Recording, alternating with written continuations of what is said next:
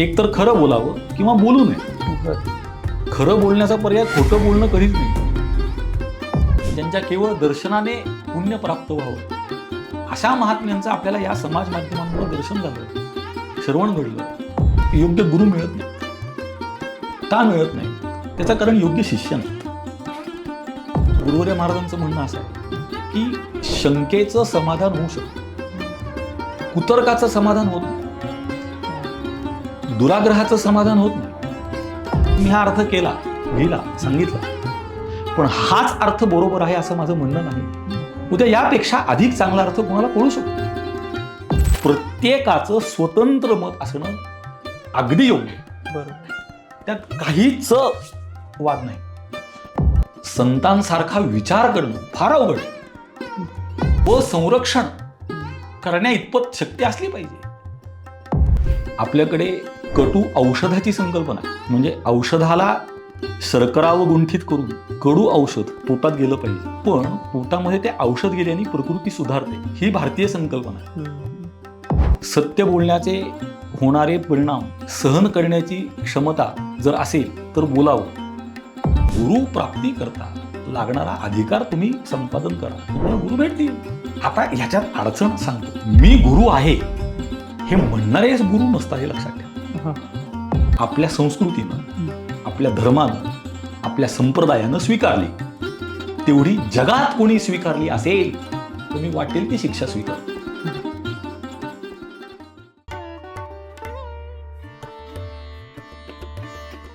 रामकृष्ण हरी. सगळ्यात आधी तर आज मला थोडी आदरयुक्त पण भीती ही भरपूर आहे. आज आपण हा जो पॉडकास्ट आहे, काल आपण एका रीलमधनं लोकांकडनं, आपल्या प्रेक्षकांकडनं काही प्रश्न घेतलेत. तर आजचा पॉडकास्ट जो आपण करणार आहोत तो गुरुवर्य चिदंबरेश्वर महाराज साखरे.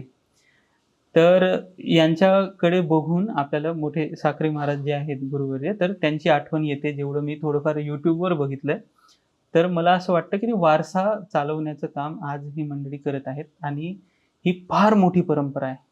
साखरे महाराज हे नाव ऐकून आळंदीतल्या प्रत्येक व्यक्तीचं ऊर भरून येतं की हा, आपल्याला ज्ञानेश्वरी पाहिजे, तर ज्ञानेश्वरीचा अर्थ आपल्याला कुठून कळेल, तर तो साखरे महाराज असं हे नाव त्या ज्ञानेश्वरीवर असतं.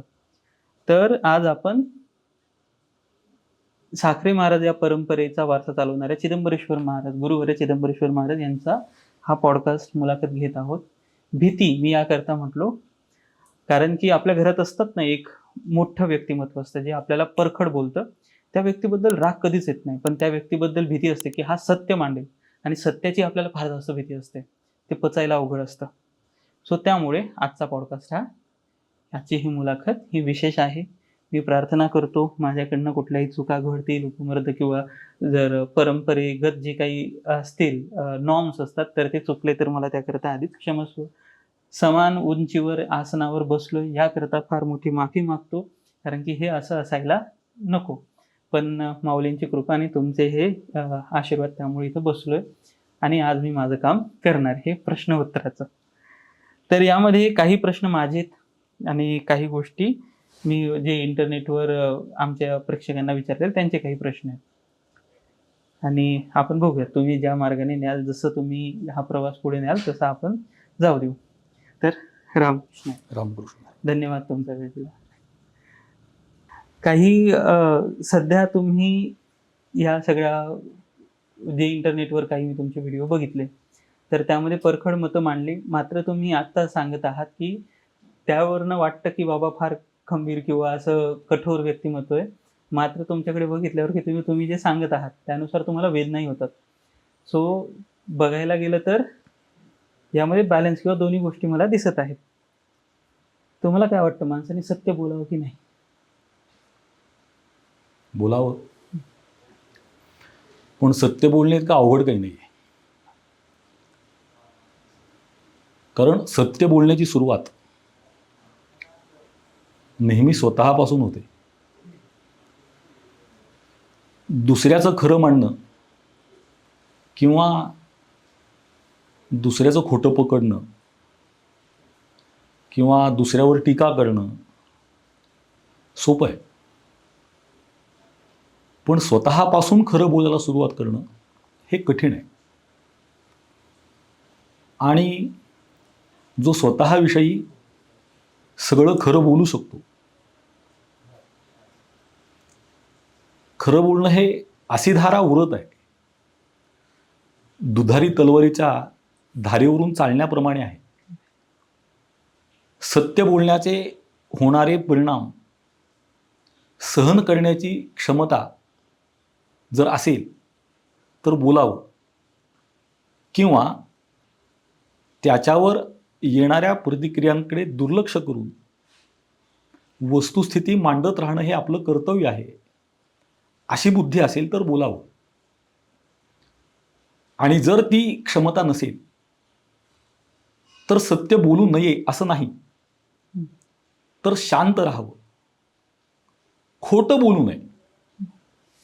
एकतर खरं बोलावं किंवा बोलू नये. बरं.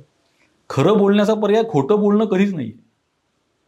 मग एखाद्या ठिकाणी अडचण आहे किंवा खरं बोलणं जड आहे तर बोलू नका ना. म्हणजे एक सुभाषितकार मौनम सर्वार्थ साधनम असं सांगतात. तर ते याही दृष्टीने आहे की न बोलणंच सत्याची ग्वाही देतं की खरं काय आहे. त्यामुळे खरं बोलावं, आणि जर ती क्षमता नसेल तर बोलू नये. संतांची सहनशक्ती, संतांची क्षमता, संतांची सत्य मांडण्याची पद्धती, संतांचं गुणग्राहकत्व, माऊली सांगतात त्याप्रमाणे खरं कसं बोलावं. आता ते किती अवघड आहे पहा.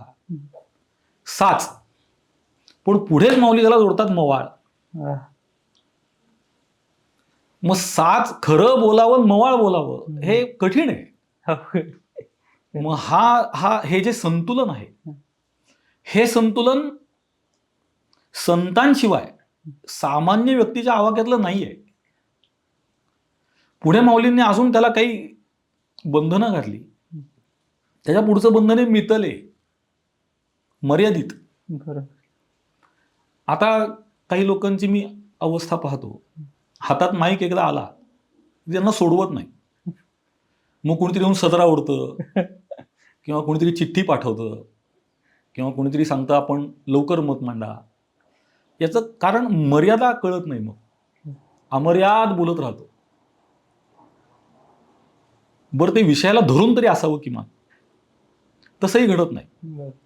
म्हणून माऊलींनी पुढची घातलेली, म्हणजे मी कुणाविषयी बोलत नाहीये, माऊली काय सांगतात हे सांगतोय. तर माऊली सांगतात मितलं, मर्यादित असावं. आणि त्यापेक्षाही महत्वाचं पुढे सांगतात रसाळ, गोड पाहिजे बोलणं. ते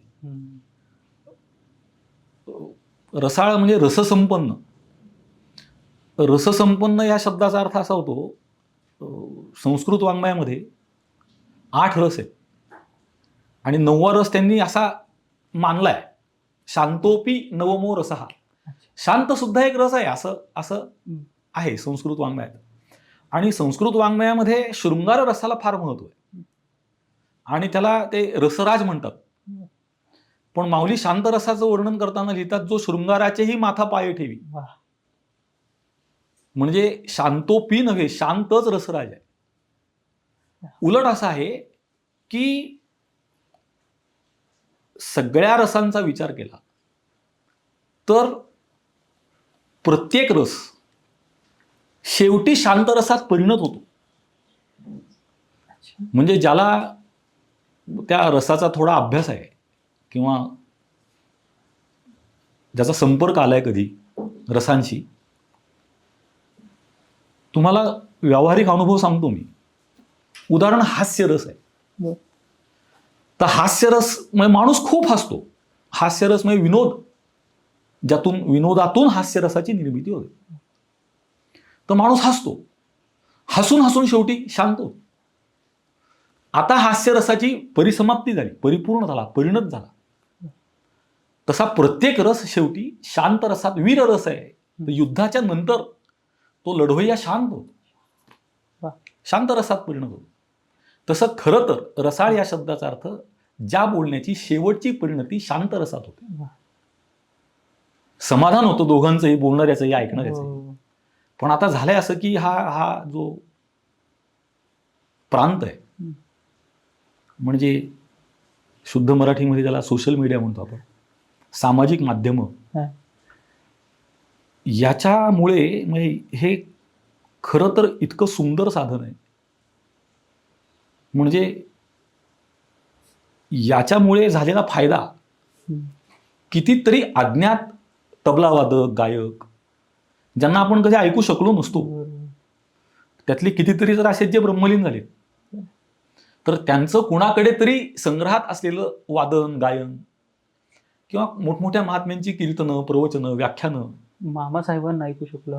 म्हणजे ज्यांना आत्ता रोमांचित झालो मी, की ज्या लोकांना आपण पाहू शकलो नाही, ऐकू शकलो नाही, असे मोठमोठे महात्मे, म्हणजे नामोल्लेख केला तर असं होतं की ह्याचं नाव घेतलं ह्याचं का नाही घेतलं, म्हणून मी टाळतोय ते. तुम्ही कारण म्हणजे ह्याच्यात कोणी टाळावं किंवा कोणाचं नाव घ्यावं असं नाहीये, खूप आहेत. खरंय खरंय. म्हणजे ज्यांना आपण पाहिलं, दर्शने प्रशस्ती ठावो पुण्यपुरुषी, ज्यांच्या केवळ दर्शनाने पुण्य प्राप्त व्हावं, अशा महात्म्यांचं आपल्याला या समाज माध्यमांमुळे दर्शन झालं, श्रवण घडलं, हे फार भाग्याचं आहे. पण याची दुसरी बाजू ही अत्यंत विकृत आहे. म्हणजे कोणीही उठावं, कोणत्याही विषयात कोणावरही कोणत्याही पातळीला जाऊन बोलावं, त्याच्या मनावर काय परिणाम होईल किंवा आपण त्याच्या पिढ्यांचा उद्धार करतो, तर आपली ती योग्यता आहे का? खरंय. कोणत्याही व्यक्तीविषयी, परंपरेविषयी, संप्रदायाविषयी विद्वेषपूर्ण दृष्टिकोन मनामध्ये ठेवून जर आपण अभिव्यक्त झालो, तर हे लांछनास्पद आहे. म्हणून ही बाजू फार दुर्दैवी, दुखरी. मग आता ह्यातला मध्यम मार्ग निघणं कठीण आहे. अवघड. कारण असं आहे की ज्याला समजावून सांगायचं, समजावून सांगणं हा शब्द जो आहे ना, तो कसा आहे माहिती आहे का तुम्हाला? समजावून सांगणं हा शब्द असा आहे, सम जाऊन सांगणं. तो जिथे आहे तिथे उतरून सांगता आलं पाहिजे. अच्छा. सम, त्याच्या सम जायचं, सम जाऊन सांगणं, अच्छा, हे समजावून सांगणं आहे. खरंय. आता तेवढ्या खाली आपल्याला उतरता आलं पाहिजे ना.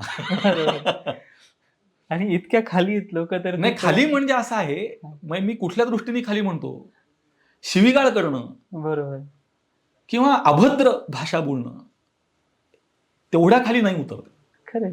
म्हणून रसाळ या शब्दाचा अर्थ शांत रसात परिणत झालं पाहिजे. हो. म्हणून हे आता मी समाज माध्यम ही लोकांपर्यंत पोहोचण्याचं साधन आहे, इथपर्यंत ठीक आहे.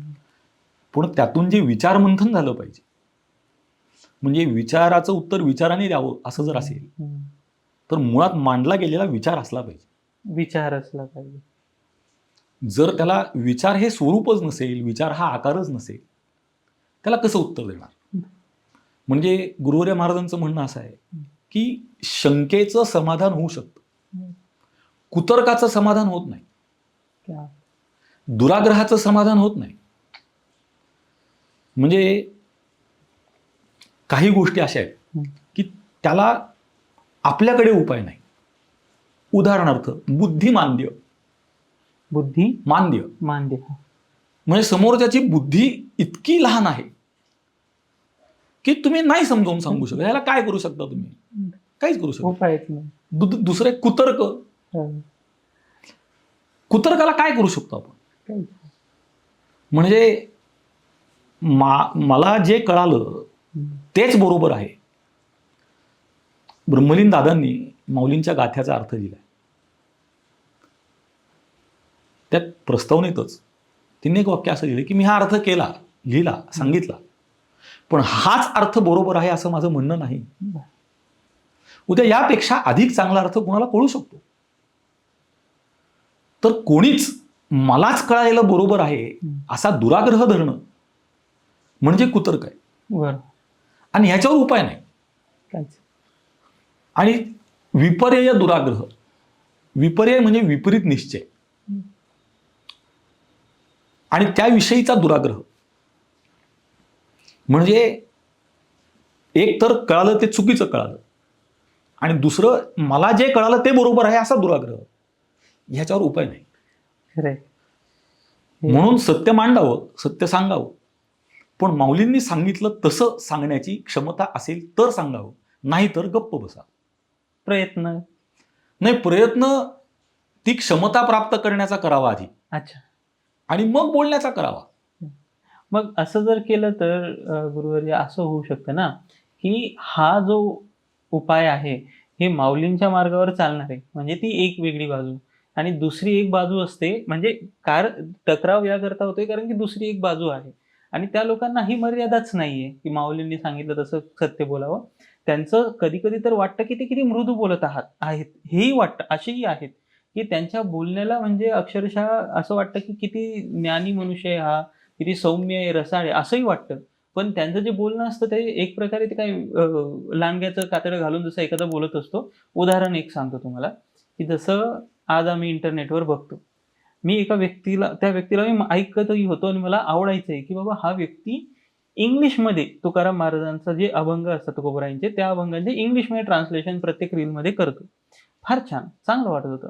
पण त्यानंतर मात्र तो व्यक्ती त्याच अभंगांचा सुरुवातीला काहीतरी त्याच्या मताच्या अनुसार, ज्याचं जे एक कठोर मत झालेलं आहे, की हेच खरं आहे, की समजा डावी आणि उजवी विचारसरणी. तर त्याचा वापर करण्याकरता ते मत मांडण्याकरता आधी तो काहीतरी सिद्धांत मांडणार, ज्याचा काहीही संबंध नाही. म्हणजे असं वाटतं काय विचित्रपणा. आणि मग त्याला पाठबळ देणार तुकोबरायांच्या अभंगाचं. मग असेही लोकं असतात, दिसायला अगदी सौम्य, मात्र ते असत्य वर्तन करत आहेत, असत्य बोलत आहेत. तर तो विचार प्रवाह मांडला गेला. मग त्याला बॅलन्स करण्याकरता आपल्याकडील लोकं असायला हवी किंवा आपला हा जो सत्व विचार आहे तो मांडणारी लोकं असायला हवी. पण त्यांनी जर एवढी बंधनं घालून घेतली, तर मग सत्याची दुसरी बाजू सांगतो. येणारच नाही ना. त्याच्यात 2 विभाग आहेत. हं. मला वाटतं ती भारतामध्ये संकल्पना आहे का नाही मला माहीत नाही, हं. पण इंग्रजी भाषेत ती संकल्पना आहे. अच्छा. ती संकल्पना आहे स्वीट पॉइझन. हं. आपल्याकडे कटू औषधाची संकल्पना आहे. म्हणजे औषधाला शर्करावर गुंठित करून हं. कडू औषध पोटात गेलं पाहिजे. हं. पण पोटामध्ये ते औषध गेल्याने प्रकृती सुधारते. ही भारतीय संकल्पना आहे. हं. आणि ही स्वीट पॉइझन ही जी संकल्पना आहे ना, की गोड बोलून पोटात विष घालायचं. हं. दोन्हीतला फरक लक्षात घ्या. दोन्ही दिसायला गोडच आहे, गोडच आहे. पण एक गोड पोटात गेल्याने औषधासारखा परिणाम करणार आहे आणि एक गोड पोटात गेल्याने विषासारखा परिणाम करणार आहे. तर दोन्ही गोड असलं तरी यातलं विष कोणतं आहे हं. हं. आणि यातलं औषध कोणतं आहे हं. हे जर कळणार नसेल हं. हं. तर देऊन उपयोग काय. खरं आहे. आणि त्याला आवडता शब्द लोकांचा गोबेल्स नीती म्हणून. गोबेल्स नीती. गोबेल्स अच्छा. गोबेल्स हा हिटलरकडे होता ओके. आणि त्याची ही नीती आहे की एखादी गोष्ट खोटी आहे, हं. पण ती सगळ्यांना, आता हे गोबेल्स नीती मला वाटतं बऱ्याच लोकांना ज्ञात असावी ही, की एखादी गोष्ट खोटी आहे, आपल्याला माहिती आहे की हे खोटं आहे, हं. पण हे खरं वाटलं पाहिजे. मग आता काय करायचं, तर तेच खोटं 100 वेळा पुन्हा पुन्हा पुन्हा पुन्हा, आपल्याकडे त्याला म्हण आहे, खोटं बोल आणि रेटून बोल. रिटर्न बोल. तशी ती संकल्पना आहे हं. की आता मला एक सांगा, संतांचा जो कालखंड आहे, म्हणजे वारकरी संप्रदायामध्ये हे प्रमाण मानले जातात संत, ते श्रीमद निवृत्तीनाथांपासून निळोबारायांपर्यंत आहेत. हं. तर यांचा जो कालखंड आहे, हं. त्या कालखंडामध्ये असणाऱ्या समाज परिस्थितीत, हं. मग खरंच सांगा हा, सर्व धर्म समभावाची संकल्पना तरी असू शकते का? तुम्ही त्या गोष्टीचं ऑलरेडी उत्तर दिलंय, पण ते शक्यच नाही आपल्यात. हा, म्हणजे असं माझं म्हणणं हे आहे हं. की प्रत्येकाचं स्वतंत्र मत असणं अगदी योग्य आहे. बरोबर. त्यात काहीच वाद नाही. पण माझं मत मी संतांच्या नावाने खपवणं याच्यावर आक्षेप आहे. खरंय, तेच. तुमचं मत तुम्ही मांडा की. बरोबर. म्हणजे एखाद्याला मार्क्सवाद योग्य आहे असं वाटू शकतं, वाटावं का वाटू नये, बरोबर. पण संतांच्या नावाने मार्क्सवाद खपवणं हे चुकीचं आहे. कुठलाही वाद. हो, हो. बरं सर, तुम्ही मागच्या याच्यात सांगितलंच की त्यांच्या हृदयात जाऊन, की त्या ठिकाणी ज्यावेळेस ते संत तो अभंग हे लिहित एवढं आहेत. सोपं आहे असं वाटतं का तुम्हाला? नाही, ते अवघड आहे. मग मला याच्या इतकं कठीण काही वाटत नाही की संतांच्या हृदयाला भिडता येणं हं, याच्या इतकं अवघड काही नाही. खरं आहे. संतांच्या हृदयाची तरलता म्हणजे माऊली ज्ञानोबाराय यांचं एक मोठं वैशिष्ट्य सांगतो मी. ज्ञानोबा आहेत, वडील आहेत, पण माऊली आहेत. ही अशक्य गोष्ट आहे. म्हणजे आईच्या हृदयातली करुणा, कृपा, माया या सर्व गुणांनी संपन्न असलेलं पुरुषाचं हृदय हे अशक्य आहे.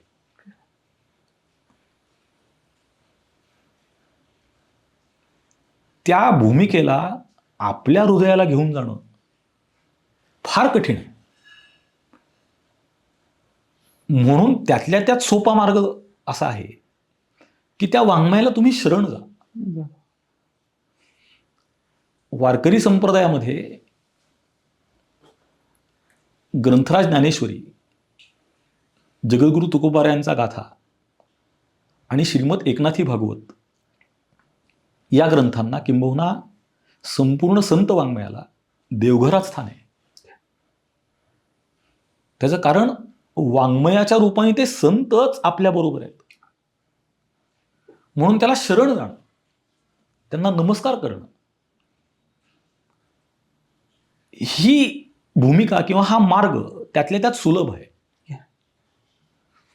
संतांच्या भूमिकेला जाऊन भिडणं, संतांच्या हृदयाला जाऊन भिडणं, संतांसारखा विचार करणं फार अवघड आहे. म्हणजे मी अनुभवतो ही गोष्ट की एखादी व्यक्ती जर मर्यादा सोडून बोलू लागली हं, तर कंप सुटतो, राग येतो. हं, संतांची भूमिका ही पोटात सामावून घेण्याची आहे.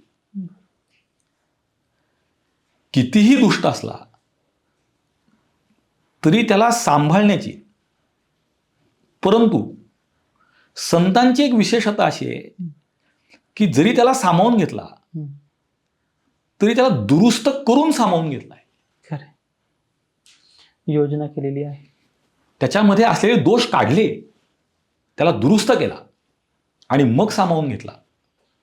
ज्याला दोषापनय आणि गुणाधान असं म्हणतात. आता हे दोषापनय गुणाधान सांगायचं तर पुन्हा विचारसागर, वृत्ती प्रभाकर हे सांगितलं पाहिजे. तर लोकांचं म्हणणं आहे ग्रंथच सांगू नका तुम्ही आता. म्हणजे तुम्ही संतवाङ्मयाकडे शास्त्रशुद्ध पद्धतीने पाहूच नका, खरं आहे. असं नाही ना शक्य. संतवाङ्मयाकडे श्रद्धेने आणि शास्त्रशुद्ध दृष्टीने पाहिलं पाहिजे. खरं आहे. तर त्याचा योग्य अर्थ कळतो. योग्य म्हणजे किती सांगतोय मी, आपल्यापुरता. तेवढं तरी. हां, म्हणजे जगाला अर्थ सांगणं किंवा हे योग्य हे अयोग्य हे जगाला सांगणं हं, हा विषय फार लांबचा आहे. म्हणजे मी मध्यंतरी सुद्धा आता हे मी खरं तर हे व्हिडिओ शूटिंग वगैरे करू नका म्हणतो. हं. कारण ते समोर जे लोक उपस्थित आहेत त्यांच्याकरता मी बोलतोय. आता मी इथे तुमच्याकरता बोलतोय. आता तुम्ही हे सगळं समाज माध्यमावर टाकाल तर कुणीही पाहिजे ते, पण मी बोलतोय तुमच्या प्रश्नावर. बरं. माझं उत्तर तुम्हाला आहे. ह्याच्यावर जर शंका असेल तर ती तुम्हाला असली पाहिजे. बरं. मी त्याचं उत्तर देणं लागतो, मी देईन. बरं. पण मी ज्याच्याकरता हे बोललोच नाही त्यांनी जर मला प्रश्न विचारला मी काय उत्तर देणं लागतो? देणं लागत नाही. पण प्रश्न हाही आहे की तो प्रश्न विचारताना विषयाला धरून बोला. बरं. विषय आता शिवीच दिली तर ह्याला कुठल्या विषयात मोजायचं? त्याला तर काय अर्थच नाही. म्हणजे एकेकाळी असं होतं की संवाद करण्याकरता पात्रता बघितली जायची.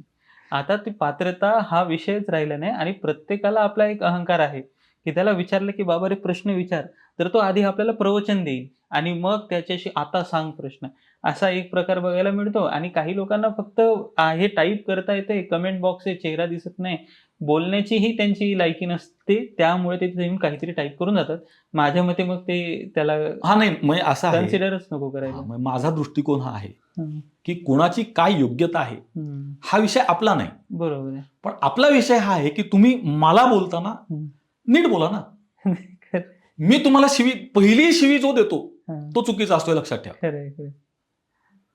त्याच्यामुळे विचाराचा प्रतिवाद विचाराने ही विचाराने गोष्ट झाला. 100% बरोबर आहे. यात म्हणजे ह्याच्यात काही वाद नाहीच आहे. आणि गोष्ट अशी आहे की संत वाङ्मय, हम्म, आपण संत वाङ्मयावर बोलतो आहोत खरं. याचं भान पाहिजे. आपण वारकरी संप्रदायावर बोलतो आहोत. वारकरी संप्रदायाचं किंवा संतांचं हृदय फार विशाल आहे. म्हणजे खट नट यावे आणि पुढे शुद्ध होऊन या जावे. हम्म. घडतंय असं की खट नट यावे इथंच थांबतंय. या आणि पुढे बसा. या आणि बसा आणि काय वाटेल ते बोला. बरोबर, शुद्ध व्हावे आणि शुद्ध होऊन या जावे ही क्रिया घडत नाही ना, खरं आहे. ती क्रिया घडली पाहिजे. घडली पाहिजे. या संदर्भातनं माझा एक प्रश्न आहे की तुम्ही म्हटलात की जसं आपल्या संप्रदायामध्ये बलोपासना झाली पाहिजे असं तुम्ही म्हटलात एका ठिकाणी. आणि तुकोबाराय पण म्हणतात की नाठाळाच्या माथी हानू काठी. ज्यावेळेस असे वैचारिक मतभेद किंवा हे होतात, किंवा तुम्ही म्हटलात की विचार असला तर विचाराने उत्तर देता येईल, पण एकाचं या ठिकाणी एक तर्क हा आला की तुकोबाराय ज्यावेळेस म्हणतात की बलाचा वापर, तर ते म्हणतात की शब्दाचीच रत्ने शब्दाचीच शस्त्रे. मग वारकरी संप्रदाय हे प्युअर मार्गदर्शन म्हणून मी विचारतो आता की एक वारकरी आहे, संप्रदायाच्या अनुषंगाने चालतोय, आत्मीयता आहे, त्यामुळे कधी कधी त्याला भांडावं असंही वाटतंय. मग अशा व्यक्तीने कुठल्या गोष्टीची बलोपासना करावी, शारीरिक की शब्दांची? गोष्ट अशी आहे, दुसऱ्याला मारण्याकरता आपण बलोपासना करावी असं माझं म्हणणंच नाही. अच्छा, दुसऱ्याने मारलं तर सहन करण्याकरता ताकद पाहिजे का नाही? अच्छा, सहन ते पण का नाही? आहे. नाही तर 2 दिले तर पडेल ना माणूस. हो. तर दुसऱ्याने किती मारलं तर मी सहन करू शकतो, याच्याकरता करायला काय हरकत आहे? शब्दाचा साठा तरी, हम्म. ज्याला आपण शुद्ध मराठीमध्ये व्होकॅब्युलरी म्हणतो, ओके. ती तरी कशा करता करायची? कशा करता? बोलताय. मग ते काही वार करण्याकरता नाही, आपल्याकडे भरपूर शब्द संपदा असावी. याच्यात काय वाईट आहे? शब्दाची श्रीमंती असावी, याच्यात काय वाईट आहे? किंवा शब्द श्रीमंती दुसऱ्याला दुखवण्याकरताच वापरली पाहिजे असं थोडं. मी गुरुवरे महाराजांचं एक कोट अनकोट वाक्य सांगतो तुम्हाला. शब्दांचा व्यवसाय हा अत्तरासारखा आहे. म्हणजे चांगल्या शब्दांचा, ज्याला माऊलींनी जे शब्द सांगितले, साच आणि मवाळ, या शब्दांचा व्यवहार हा अत्तरासारखा आहे. दुसऱ्याला दिला तर त्याला सुगंध आहे, नाही विकलं गेलं, नाही दिलं गेलं तर त्याचा आपल्याला सुगंध आहेच की बसल्या जागी. तसं बोलोपासना जर केली तर चांगलं आरोग्य आपल्याकडे असलं काय बिघडलं? किंवा दुसऱ्यांनी 2 दिल्या ठेवून तर सहन करता आल्या काय बिघडलं? आणि तिसरी गोष्ट अशी आहे, स्वसंरक्षण करण्या इतपत शक्ती असली पाहिजे. आता हे जे युक्तिवाद करणारी मंडळी आहेत, ही पूर्वीच्या काही होती नाही मला माहीत नाही. माऊलींच्या सोहळ्याला शितोळे सरकारांचं संरक्षण हे लक्षात ठेवा. बरोबर. काय वारकरी संप्रदायामध्ये संरक्षणाची काय गरज असं म्हणाल का तुम्ही? असं नाहीये. परिस्थिती अशी आहे की सद्गुणाला संरक्षणाशिवाय वाढता येत नाही आणि ते संरक्षण बलाने मिळतं. आज भारत जगाला शांतीचा संदेश देतो कारण भारत सामर्थ्य संपन्न आहे. जे देश सगळ्या जगात भिकेचा कटोरा घेऊन फिरतात, त्यांनी शांतीचा संदेश देऊन आता ते मध्यस्थ म्हणून काम करतात. का करतात? ते काही अब्ज डॉलर मिळावेत म्हणून करतात ना. ते काय सामर्थ्यवान म्हणून थोडे करतात. त्यांना किंमत किती आहे? त्यांनी ट्विटरवरती एक मेसेज टाकला, तर तो अमेरिकेने जसा पाठवला तसा कॉपी पेस्ट करून टाकला. म्हणजे स्टेटमेंट फॉर प्रेसिडेंट असं लिहून त्याच्या सहीत टाकला. ही तर त्यांची योग्यता. त्यांच्या शांतीच्या संदेशाला कोण ऐकतो? पण भारताच्या संदेशाला का ऐकलं जातं? कारण सामर्थ्य आहे. मग तुम्ही कुठल्या विशिष्ट काळापुरतं असं धरू नका. भारताची शक्ती फार मोठी म्हणून भारताच्या बोलण्याला किंमत आहे. हीच गोष्ट सर्वत्र आहे. ज्याच्याकडे सामर्थ्य आहे त्याच्या बोलण्याला किंमत आहे. मग ती किंमत असावी याकरता तरी सामर्थ्य असलं पाहिजे की नाही. बर. मग हे बोलोपासना म्हणजे फक्त जोर बैठक असा नाही आहे विषय. बोलोपासना या शब्दाचा अर्थ योग, प्राणायाम, ध्यानधारणा, सूर्यनमस्कार, दंड बैठका, हे सगळंच. कारण असं आहे की मनाची मशागत जर करायची असेल तर आधी शरीराची केली पाहिजे. मी सफाई कामगार आहे. मला झाडणं, संडास धुवून काढणं या गोष्टी फार आवडतात. मी रोज स्वच्छता करतो. का करायची? तर परिसर स्वच्छ असेल तर आरोग्य चांगलं राहतं. मग परिसराची स्वच्छता झाल्यावर घराची स्वच्छता पाहिजे, तिसरी शरीराची स्वच्छता पाहिजे, मग मनाची स्वच्छता पाहिजे, मग बुद्धीची स्वच्छता पाहिजे. ही क्रमाने स्वच्छता करत गेलं पाहिजे ना. तसं बलसंपन्न होणं याचा अर्थ हा आहे, सामर्थ्यवान होणं. सध्या धर्माची जी अवस्था आपण बघतो की भारत हा म्हणजे आपला तसं बघायला गेलं तर वैश्विक धर्माची नेतृत्व करणारा असा आपला देश. तर मात्र धर्माच्या याच्यामध्ये जे बोलण्याचा आणि सोशल मीडिया याचा प्रभाव असाही झालाय की टाळाला मेढ नाहीये. कोण येऊन काही बोलेल आणि ती गोष्ट सत्य आहे असं मांडेल. आणि याच्यामध्येच त्याचा विपरीत परिणाम असाही आहे की जसं आता गणपती वगैरे उत्सव यांना जे आलेलं विकृत स्वरूप आहे, किंवा आपण बघतो की कुठेही इंटरनेटवर असतात कोणी त्यांच्या अंगात देवी येतं, त्यांना दादा आई एकमेकाशी काही अशा गोष्टी चालतात. आणि याच गोष्टी धर्म आहे असं लोकांना वाटतं. तुम्हाला काय वाटतं की याकरता काय केलं गेलं पाहिजे? अभ्यास केला पाहिजे, वाचन केलं पाहिजे. म्हणजे माझं असं म्हणणं नाही की मग गुरुवर्य महाराज सांगतात, मग कोट अनकोट, बाबा वाक्यम प्रमाणम ही आपली संस्कृती नाही. कुणीतरी सांगतो म्हणून ते खरं आहे असं नाहीये. म्हणजे उपनिषदांपासून प्रश्न प्रतिवचनात्मक ज्ञान परंपरा आहे आपली. शिष्याला जर सांगितलं की या वटवृक्षाचं बीज यात वटवृक्ष आहे, तर तो म्हणतो मला सिद्ध करून दाखवा कसं. वाह. आणि मग ते सांगतात की हे बी लाव, त्याला अंकुर येईल आणि त्यातून हे वटवृक्षाचा विस्तार होईल. सविस्तर वटत्व देसे बीज कणिके माझी वसे. मग ह्याला प्रमाण काय? आत्ता तू श्रद्धा ठेव. कारण काय, मी जे सांगितलंय आणि प्रत्यक्षात जे आहे तो मधला काळ थांबण्याची गरज आहे.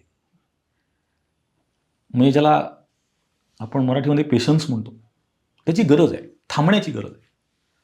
मग तोपर्यंतचा काळ श्रद्धेशिवाय जात नाही. आणि एकदा तो क्षण आला की तुम्ही करा ना परीक्षा. तसं अभ्यास केला पाहिजे. धर्माचा अभ्यास करा, धर्माचे ग्रंथ पहा. म्हणजे इंग्रजीचा तर विषय असा आहे की इंग्रजी भाषा म्हणून फारच मर्यादित आहे. कारण त्या भाषेचा झालेला जन्म, त्या भाषेवर झालेले संस्कार, त्या भाषेला लाभलेली संस्कृती, यामध्ये ज्या संकल्पना नाहीत त्या संकल्पना त्या भाषेत बळजबरीने नेताना अर्थाचा अनर्थ होऊ शकतो. उदाहरणार्थ आता तुम्ही सांगितलं त्याप्रमाणे धर्म हा शब्द इंग्रजीत नाही सांगता येणार. जसं की टेबल ही संकल्पना मराठीत नाही मांडता येणार, कारण टेबल ही संकल्पनाच इंग्रजी, तर त्याला मराठी शब्द कुठून आणणार. तसं धर्म ही संकल्पनाच भारतीय आहे, त्याला इंग्रजी शब्द कुठून आणणार. बरं, धर्माचं स्वरूप हे असं मिनिटा 2 मिनिटात पटकन सांगा असं नाही ना. पिढ्याच्या पिढ्या खपल्या तरी त्याचं पूर्ण स्वरूप कळलं नाही असा धर्म आहे. धारणात धर्म हा इतकं व्यापक स्वरूप आहे त्याचं, जो समाजाची धारणा करतो असा धर्म आहे. आणि धर्म एकच आहे जो समाजाची धारणा करतो. मग त्याचा व्यवस्थित अभ्यास करावा, चिंतन करावं. गुरु शिष्य संप्रदायपूर्वक एखादा तरी ग्रंथ शिकावा पारंपरिक पद्धतीने. म्हणजे परंपरेमध्ये काय आहे ते कळाल्याशिवाय त्याचा योग्य अर्थ कसा कळेल. म्हणून आता काही लोकांचं म्हणणं आहे की गुरु शिष्य परंपरा चुकीची. गुरुला मानू नका. तर आता माऊली ज्ञानोबा म्हणतात म्हणे ज्ञानेश्वर निवृत्तीचा.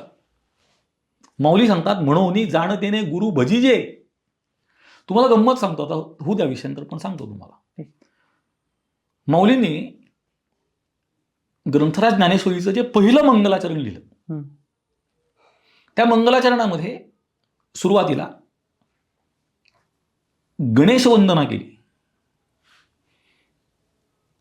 नंतर सरस्वती मातेची केली, आणि सरते शेवटी श्रीगुरूंची आहे. तर गणेशाची वंदना करताना, श्री गणेशाला वंदन करताना माऊली ज्ञानोबा यांनी असं कुठेही म्हटलं नाही की तुम्ही गणेशाची उपासना करा. सरस्वती मातेची वंदना करताना असं म्हटलं नाही की तुम्ही सरस्वती मातेची उपासना करा. पण गुरुला वंदना करताना मात्र माऊली लिहितात म्हणून जाणतेने गुरु भजीजे. गुरुची उपासना करा, गुरुला शरण जा.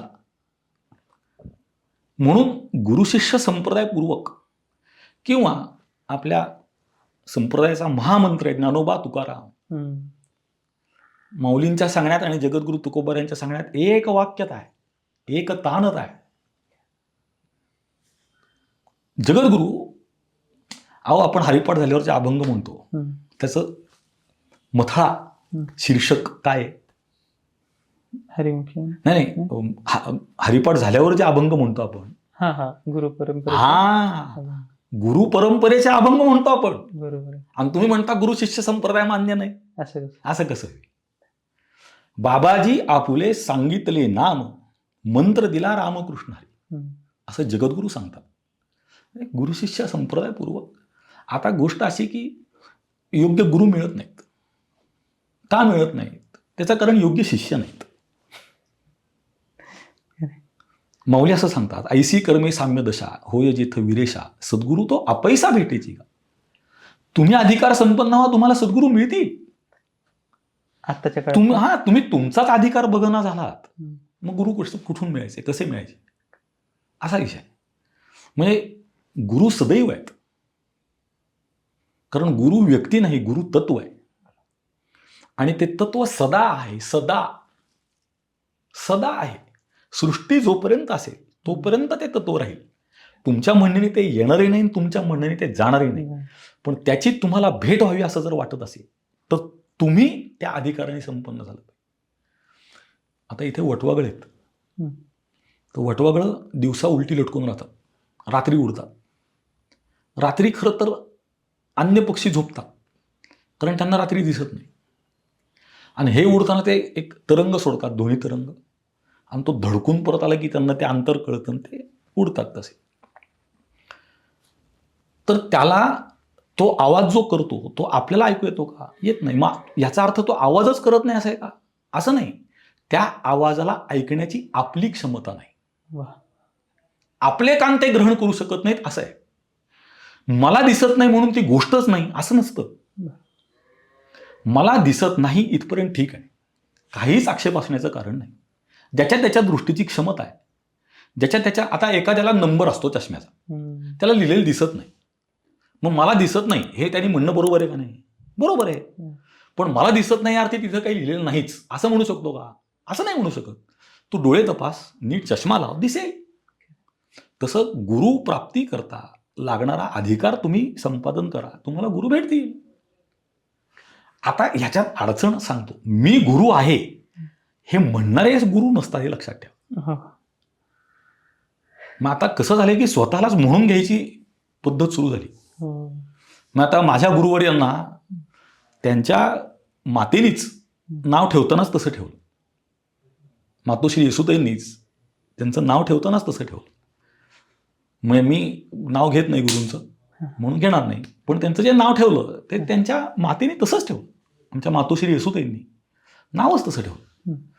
पण सामान्यतः म्हणजे गुरुवर्य महाराजांचं वर्णन सांगायचं तर ते अभिजात आहेत, तो अपवाद आहे.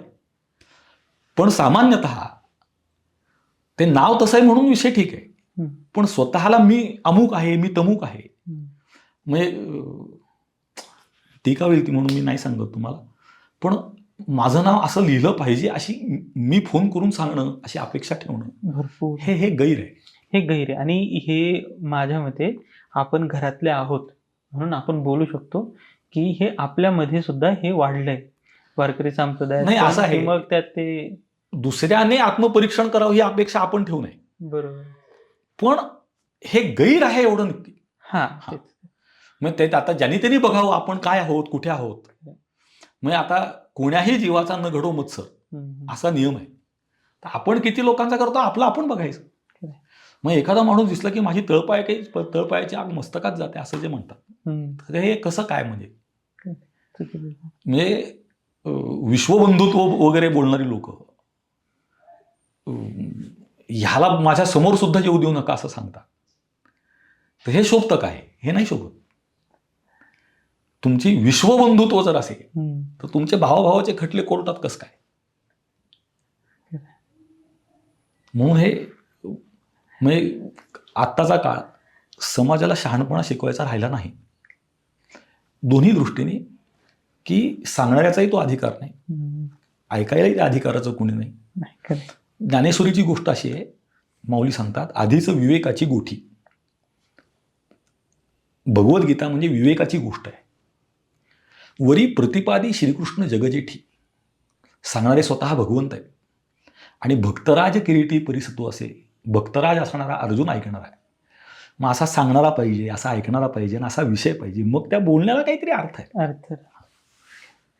असो, तर ह्या गोष्टींचा तर चर्चेला काही विराम होणं शक्यच नाही इतकं. आणि सध्या देऊन टाकू आपण, पुढे जाऊ. हो, विराम देऊन टाकू.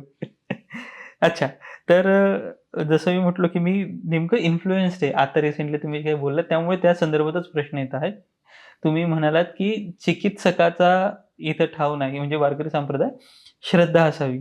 मात्र आपण ज्यावेळेस अभ्यास करतो तर चिकित्सा म्हणजे काय पहिला तर, आणि जर चिकित्सेला स्थान असेलच तर श्रद्धा आणि चिकित्सेचा समन्वय कसा घडावा, की नाहीच आहे अजिबात, चिकित्सा करूच नाही माणसाने? चिकित्सा करावी ना, श्रद्धेच्या मर्यादित जेवढी बसती तेवढी करावी. मग आधी श्रद्धा संपन्न असावं, प्राधान्य श्रद्धेला असावं. चिकित्सा या शब्दाचा अर्थ असा आहे की तुमच्या मराठीमध्ये त्याला क्रॉस चेक म्हणतात, किंवा प्रत्येक गोष्ट उलटी पालटी करून तपासून पाहणं. पण असं आहे की कुठेतरी श्रद्धा पाहिजे. जास्त परखड बोललो तर ते योग्य होणार नाही, पण आपल्या मातेने जर सांगितलं की हा तुझा पिता आहे तर तिथे श्रद्धा ठेवावी, बस एवढंच म्हणणं आहे. त्याच्या पुढे जाऊन सिद्ध कर असं जर आपण म्हणून लागलो तर ते मर्यादेचं उल्लंघन होईल. म्हणून आपण संत वाङ्मयाकडे जातो आहोत, आपल्या मातेकडे जातो आहोत, याची जाणीव ठेवून जावं, इतकंच त्या मागचं म्हणणं आहे. चिकित्सेला स्थान नाही म्हणजे तुम्ही किती चिकित्सा करताय पहा ना. त्याची चिरफाड व्हायला लागली, त्याला वेदना व्हायला लागल्या, इतकी चिकित्सा व्हायला लागली ती. ही नका करू.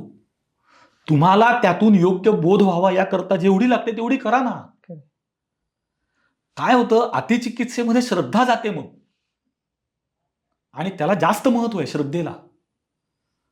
त्या श्रद्धेला धक्का न लागता जेवढी चिकित्सा करता येईल करा ना, कोण नाही म्हणतो. उलट असं आहे, मी जिथे हे बोललो तिथे हेही बोललो की जेवढी चिकित्सा, जेवढी सुधारणा आपल्या संस्कृतीनं, आपल्या धर्मानं, आपल्या संप्रदायानं स्वीकारली, तेवढी जगात कोणी स्वीकारली असेल तर मी वाटेल ती शिक्षा स्वीकारतो. अहो पृथ्वी, मी हेही बोललो तिथेच की पृथ्वी गोल आहे म्हणणाऱ्याला शिक्षा आहे. हे आपल्याकडे नाही घडलं. आपल्याकडे चिकित्सा केली गेली ना, सत्य स्वीकारलं गेलं ना. उलट असं आहे की सत्याचा निरंतर शोध घेणं आणि त्या सत्याच्या दिशेनं चालत राहणं, वाटचाल करत राहणं, हाच परमार्थ आहे. आत्ता मनात विचार आला म्हणून बोलतो की उलट पूर्वीच्या काळी जे आपण संवाद बघतो, साधू संतांचे एकमेकांमधले जे वाद व्हायचे, संवाद व्हायचे, तर त्याच्यामध्ये चिकित्सा ही फार चांगली असायची. म्हणजे प्रखरपणे एकमेकांवर डाऊट घेतला जायचा आणि विचारलं जायचं, की हे तर मला नाही वाटत हे असं असेल. आणि मग समोरचा माणूस ते चिकित्सेचं समाधान करायचं किंवा प्रश्नाचं समाधान करायचं. आजकालच्या काळात हाही एक आरोप लागतो, की आत्ताचा धर्म जो आपला झालाय, ज्याला आपण बनवून ठेवलंय, तर त्याच्यामध्ये चिकित्सेला स्थानच नाही ठेवलं. तर काहीही बोललं तर आहट होतात.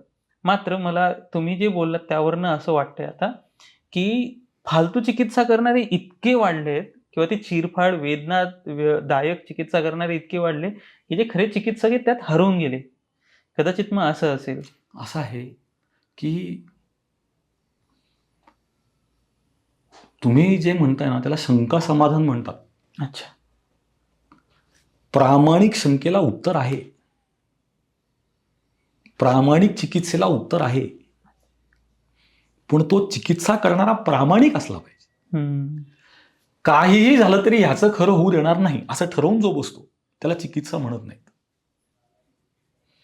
चिकित्सा म्हणजे मी आत्ता सांगितल्याप्रमाणे ज्या विषयाविषयी आपण बोलतो आहोत त्या विषयात चिकित्सा करताना श्रोत्रिय ब्रह्मनिष्ठ सद्गुरूंकडे हात जोडून जाऊन मला हे कळलं नाही, मला सांगा कृपया, असं जर म्हटलं तर ते का नाही समाधान करणार?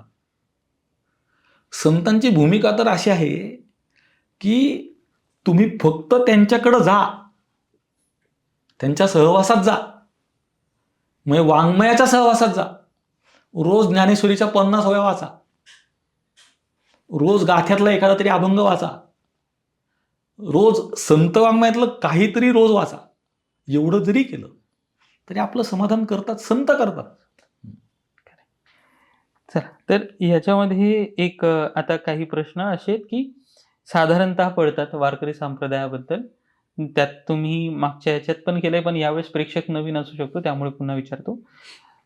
कारण की हा भ्रम फार निर्माण केला जातो, की वारकरी संप्रदायाने असं केलं, मूळ धर्माच्या विरोधात जाऊन सगळं केलंय किंवा वेदांच्या विरोधात जाऊन केलंय वगैरे. सो वारकरी संप्रदाय आणि वेदांचा खरा संबंध काय, तो एकदा तुम्ही क्लिअर करून द्या.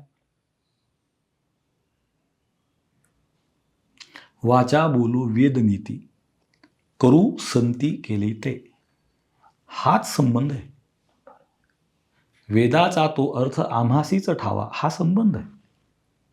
याचा अर्थ चुकीचा घेतला जातो ना, वेदाचा अहो, तो करू अर्थ दे. आमासीचं ठावा. अहो आता कसं आहे, मी आत्ताच सांगितलं ना, ज्याला आपल्या बुद्धीने आपल्याला वाटेल तो अर्थ करायचा त्याचं कुठपर्यंत समाधान करायचं.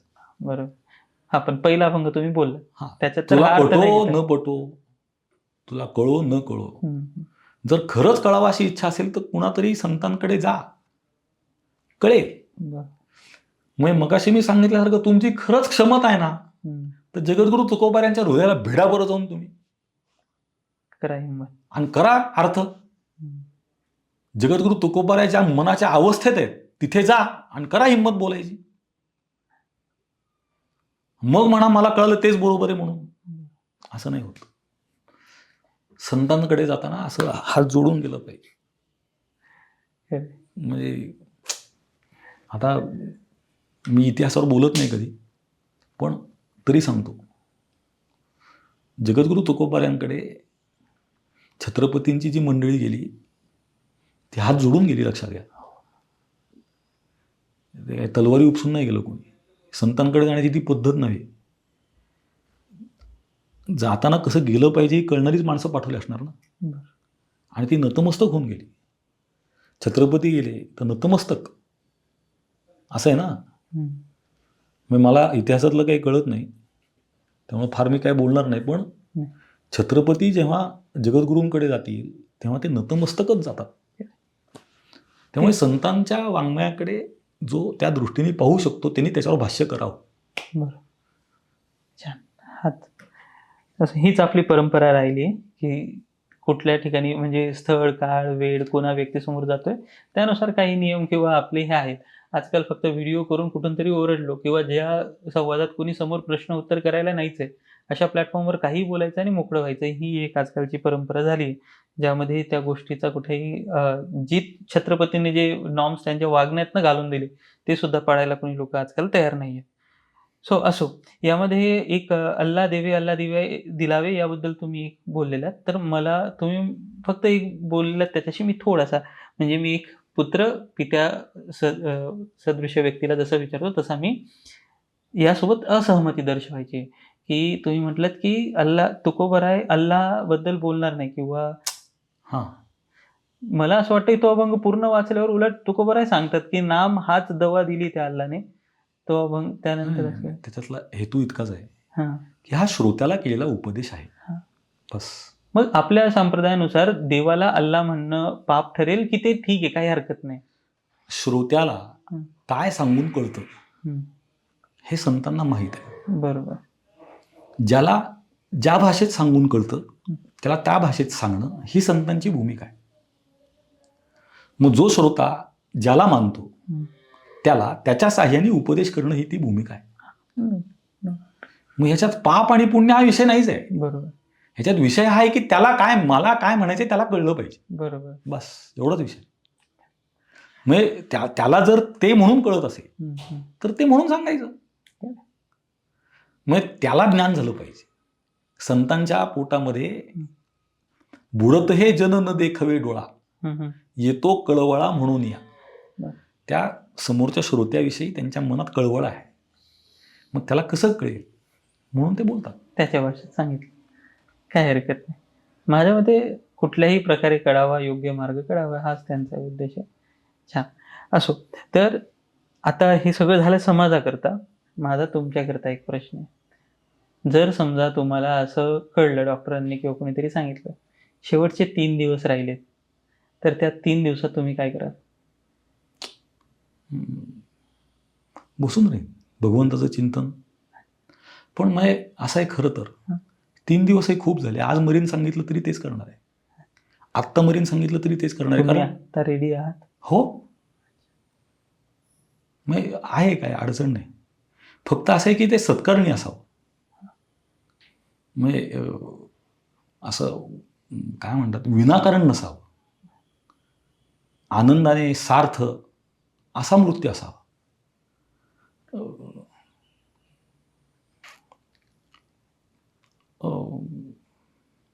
म्हणजे खरं तर आपल्या परंपरेने आपल्याला जो उपदेश केला त्या निश्चयाला प्राप्त होऊन मरावं असं आहे. मग तो निश्चय आत्ता मरण असेल तर आत्ता व्हावा. एक सुभाषितकार असं सांगतात, अद्यैव अस्तु मरणम युगांतरेवा न्यायात पथात पदम न प्रविचलंती धीराहा. मरण आत्ता असू द्या किंवा पुढच्या युगात असू द्या, न्यायाचा मार्ग आपल्याकडून सुटू नये. आपण न्यायाच्या मार्गाने चालावं, कायदेशीर मार्गाने चालावं. म्हणजे भारताची भूमी ही घटनेने चालते. तर तसं आपल्या संप्रदायाच्या घटनेनुसार आपलं आयुष्य असावं.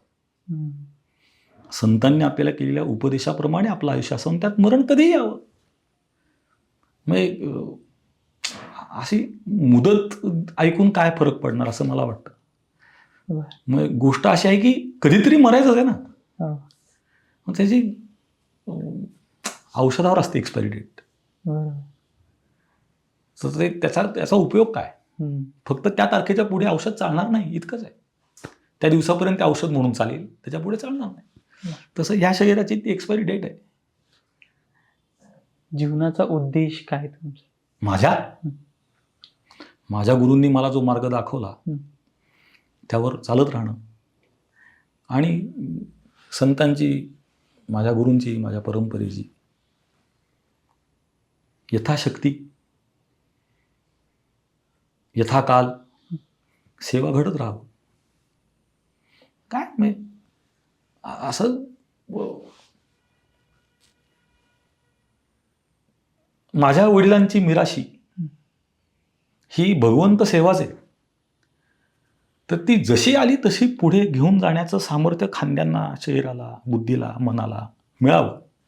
अजून काय नाही असं काय मी काय कोणीतरी फार मोठा असल्यासारखं विचारायला लागलो तुम्ही. नाही, तुम्ही आमच्याकरता तरी आहात. तुम्ही हे बघा, म्हणजे मी जेवढं ऐकलंय तर असं सांगितलं जातं की समोरचा कसा चालतोय त्याच्या चालण्याच्या पद्धतीने पाठीमागे चालणाऱ्याला मार्गदर्शन मिळतं. तो सांग. मी तुम्हाला एक गोष्ट सांगतो. मी कुणाचाही मार्गदर्शक नाही. मी माझ्या गुरूंच्या मार्गदर्शनात चालतो. मी विद्यार्थी आहे. मी अभ्यासक सुद्धा नाही. कारण अभ्यासक म्हणलं म्हणजे अभ्यास करणारा असा अपेक्षित आहे. तर मी अभ्यासक सुद्धा नाही, मी विद्यार्थी आहे. मी शिकण्याचा प्रयत्न करतोय. मग कुणाला तरी उपदेश करावा, आता काय तुम्हाला सांगतो खरं, मला लोक सांगतात की तुम्ही याच्यावर बोला, म्हणून मी बोलतो. माझी ही भूमिका आहे की मी तुम्हाला याच्यावर आता शिकवीन असं नाहीये. मग मी मार्गदर्शक आहे असं नाहीये, मी विद्यार्थीच आहे. फक्त मला माझ्या गुरूंनी जे काही शिकवलं त्यातलं जे काही माझ्या त्या छोट्याशा बुद्धीत त्याचे काही शिंतोडे उडाले, तर ते समाजापर्यंत नेण्याचा प्रामाणिक प्रयत्न करणं इतकीच भूमिका आहे. म्हणजे माझ्याप्रमाणे कोणी वागावं, माझ्याप्रमाणे कोणी चालावं असं काही नाही. म्हणजे खरं तर असं आहे की संतांची एवढी चरित्र भव्य दिव्य आहेत आपल्यासमोर. कुणाचंही कोणत्याही संतांचं चरित्र उचला आणि चालू लागा, तुम्ही मोक्षापर्यंत जा. ते फक्त माझं काही भाग्य असेल तर मी या संप्रदायात, वारकरी संप्रदायात मी आलो.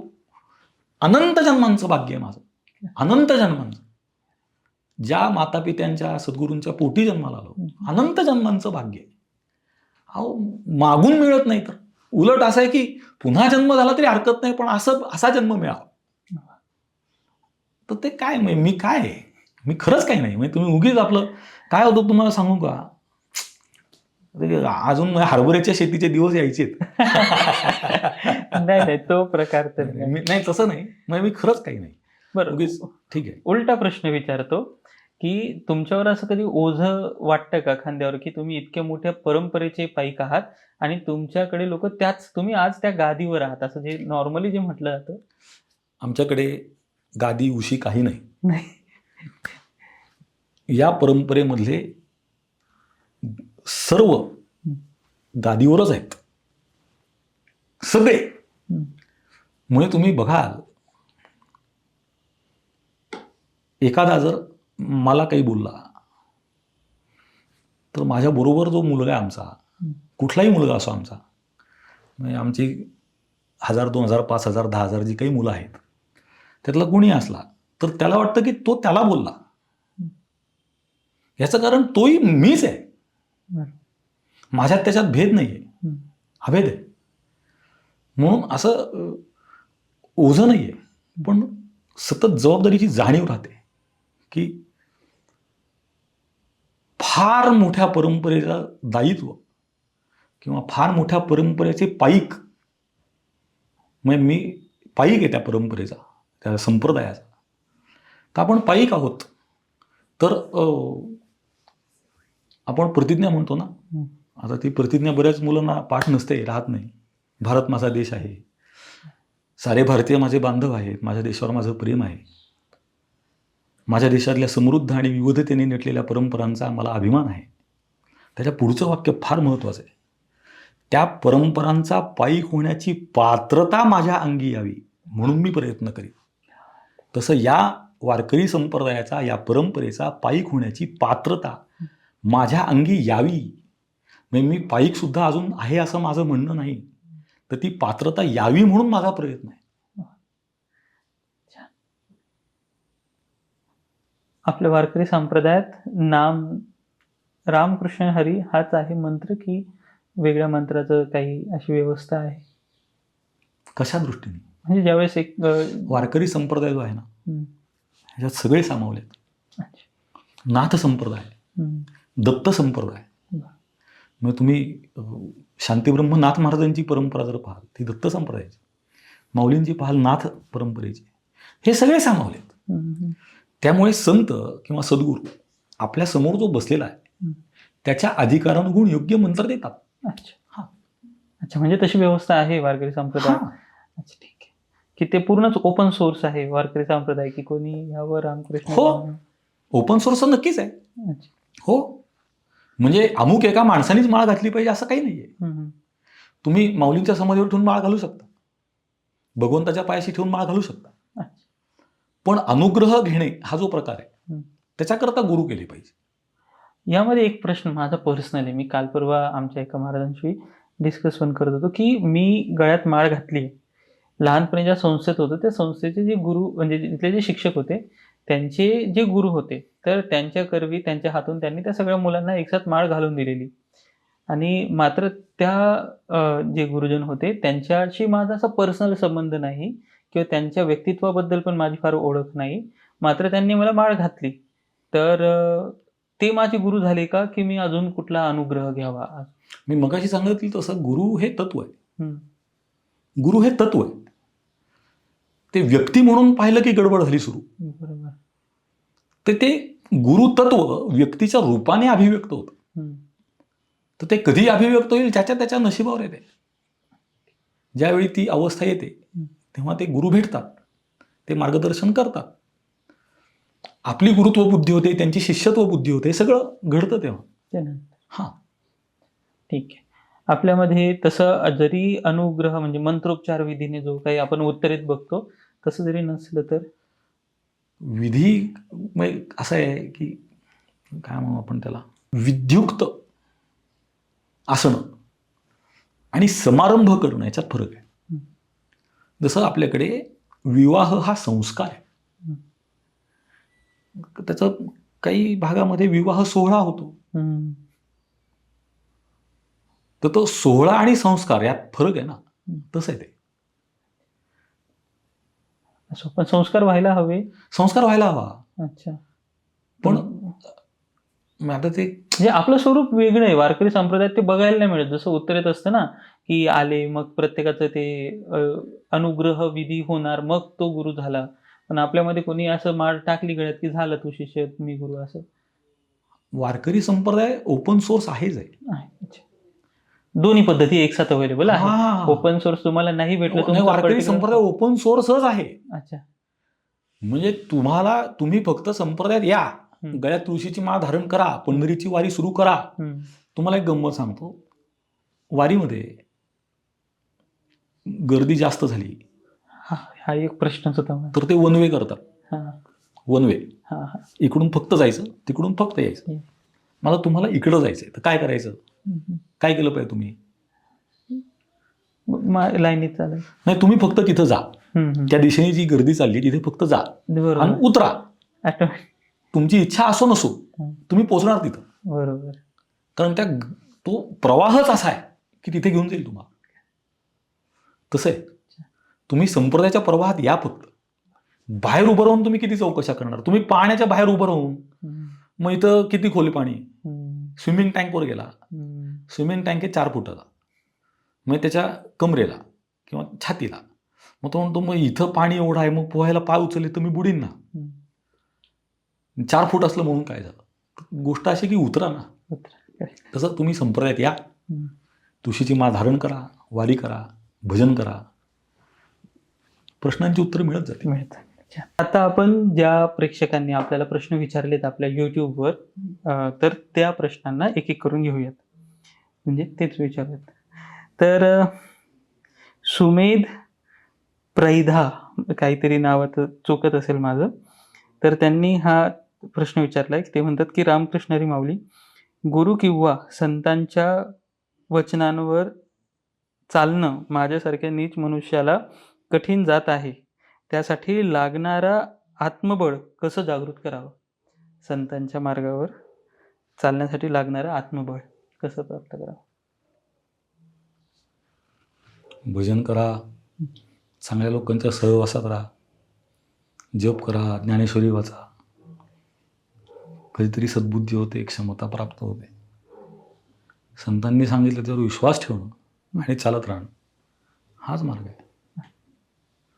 मी असं सांगतो नेहमी की संतांनी आपल्याकरता एखादी तरी ओवी, एखादा तरी अभंग आपल्याकरता लिहिला आहे.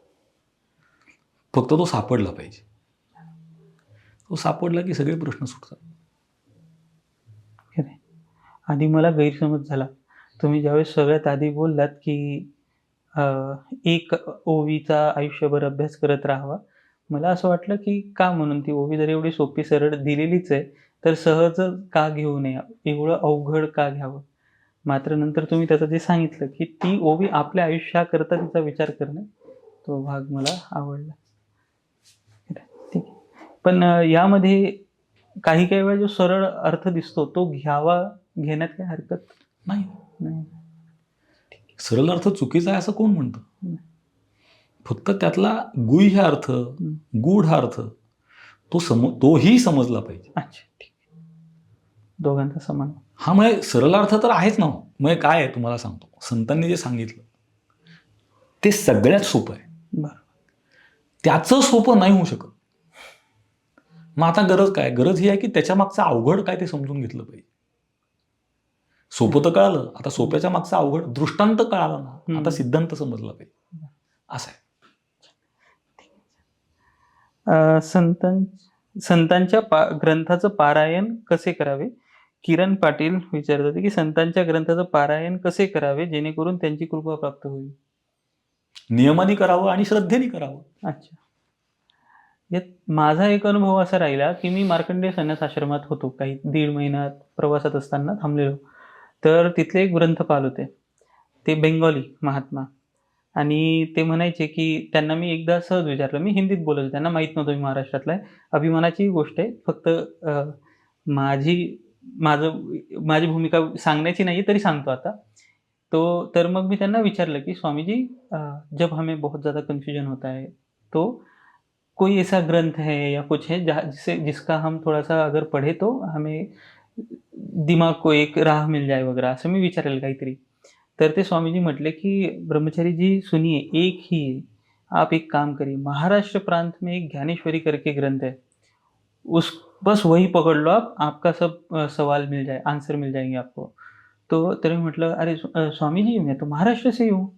ते 2 मिनिटं पॉज घेतला त्यांनी, माझ्याकडे बघितलं, फिर आपने कभी देखा नहीं ज्ञानेश्वरी की तरफ?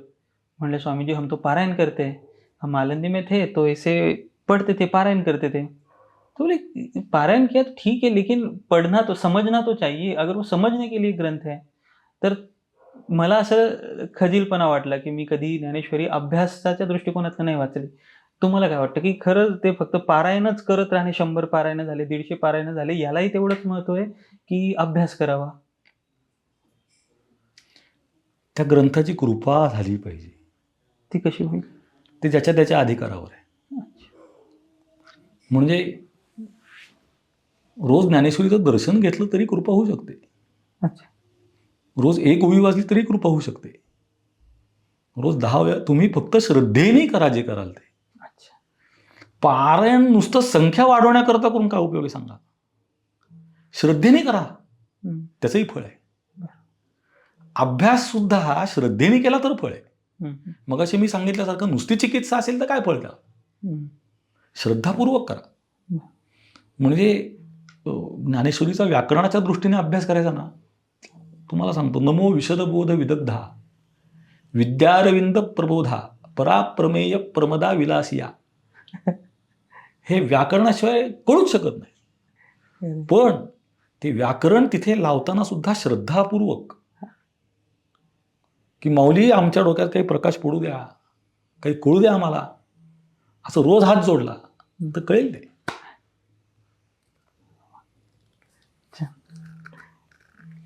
तुम्ही विठ्ठलाच्या दर्शनाला किंवा माऊलींच्या दर्शनाला जाता? हो, रांगेत थांबून जातो. रांगेत थांबून जातो. कधीच मागच्या दारात जात नाही. एकदा काय झालं, मी गुरुवर्या महाराजांबरोबर गेलो आणि महाराज तेव्हा विश्वस्त होते, पण मला कधीच मागच्या दारात दर्शनाला त्यांनी नेलं नाही. त्यांनी सांगितलं रांगेत उभं राहा, आपण रांगेत जाऊ. समजा रांग मोठी आहे, 1 तास लागेल, तर 1 तास थांबू आपण आणि दर्शन घेऊन मग जाऊ बाहेर. तर मी किती 2-3 वर्षांचा होतो. तर मी विचारलं की मागच्या दारात गेल्यावर कोणी बघतं का, किंवा कोणी अडवतं का नाही जायचं? तर गुरुवर्य महाराजांनी दिलेलं उत्तर असं आहे की बाकी कोण पाहतं पाहत नाही हा विषय सोडा, माऊली बघती की हा कुठून आला. म्हणून कधीही आजपर्यंत मागच्या दारात नाही. आता ज्या दिवशी पूजा असते तेव्हा पूजेच्या प्रवेशाचं द्वारच तिकडे आहे. मग तेव्हा सुद्धा मी पूजेच्या रांगेत उभं राहून पूजेला जातो. म्हणजे माऊलीकडे, जर तुमच्याकडे दर्शनाला रांगेत थांबणे इतका वेळ नाही, कळसाचं दर्शन घ्या. तेवढाही वेळ नाही, जिथे आहात तिथे माऊलीचं स्मरण करा, माऊली तुमच्या बरोबर आहे. पण रांगेमध्ये थांबलेल्या लोकांना ओलांडून बाजूला करून तुम्ही विशेष द्वारांनी जायला तुम्ही असं काय केलं? केलं. मग माऊलीकडे जायचं ना तर बाळासारखं गेलं पाहिजे हो. केलंय. माझा अनुभव असा झाला, परवाचीच गोष्ट, मी दर्शनाला गेलो, पूर्ण फिरून आलो आणि जिथं ते पाठीमागच्या सोडलं कोणाला आणि तिथं ते लाईनीत त्यांची लाईन तयार झालेली. सो मी म्हटलं माळ जप रामकृष्ण हरी रामकृष्ण हरी, दुर्लक्ष करण्याचा प्रयत्न केला. पण नेमकं गेलो पुढे आणि त्या महिलांना वगैरे ते ढकलायला लागले, दुसऱ्या शॉर्टकटने आलेली लोकं. मग ती ओरडायला लागली, "ओ आम्ही 2 तास थांबलोय." आणि माझ्याने पण क्रोध अनावर झाला. मी त्या माणसाला फार बोललो. म्हटलं, "तुम्हाला काही कळतं का? माऊली काय म्हणतील?" ते म्हणले, "नाही, नाही माऊली तुम्हालाच आशीर्वाद, आमचं पुण्य तुम्हाला मिळेल" वगैरे असं ते आर्ग्युमेंट करायला लागले. तरी मला फार राग आला. मला नंतर मी कन्फ्यूज झालो, की मी खरं बोलायला पाहिजे होतं का? किंवा मी राग मानून मीच माऊलींच्या ह्याच्यात, म्हणजे असं झालं सगळं उलटं-पालट. मी हे झालं. हां, तर पुढचा जो प्रश्न आहे तसं बघायला गेलं तर त्याच्यात त्यांनी माझ्याकरता एक दिलेला सल्ला, पण तो मला फार काही पाळता नाही आला. तर श्रीधर रासनकर म्हणून जे आहेत त्यांनी सांगितलं, की साखरे परंपरा म्हणजे प्रत्यक्ष ज्ञानेश्वर महाराज यांनी अनुग्रहित केलेली परंपरा आहे आणि श्री गुरु चिदंबर महाराज यांची मुलाखत म्हणजे महायोग आहे. खरंच. तर जास्तीत जास्त प्रश्न हे ज्ञानेश्वर महाराज यांच्या साहित्यावर विचारले तर बरं होईल, कारण त्यावर त्यांचा खूप छान अभ्यास आहे असं म्हणून त्यांनी सांगितलं. खरं तर मला आपला विषय सुरुवातीपासून दुसऱ्या सध्या जे गरजेचंही होतं माझ्याकरताही आणि एक सामान्य माझ्यासारखे जे विद्यार्थी असतात त्यांच्याकरता आवश्यक होतं. तर याबद्दल तुम्ही फक्त एक ज्ञानेश्वर महाराजांचं साहित्य काय काय आहे, एक लेमॅन पर्सन ज्याला वारकरी संप्रदायाबद्दल माहिती नाही त्याच्याकरता काय? माऊलींचं वाङ्मय म्हणजे समुद्रासारखं आहे.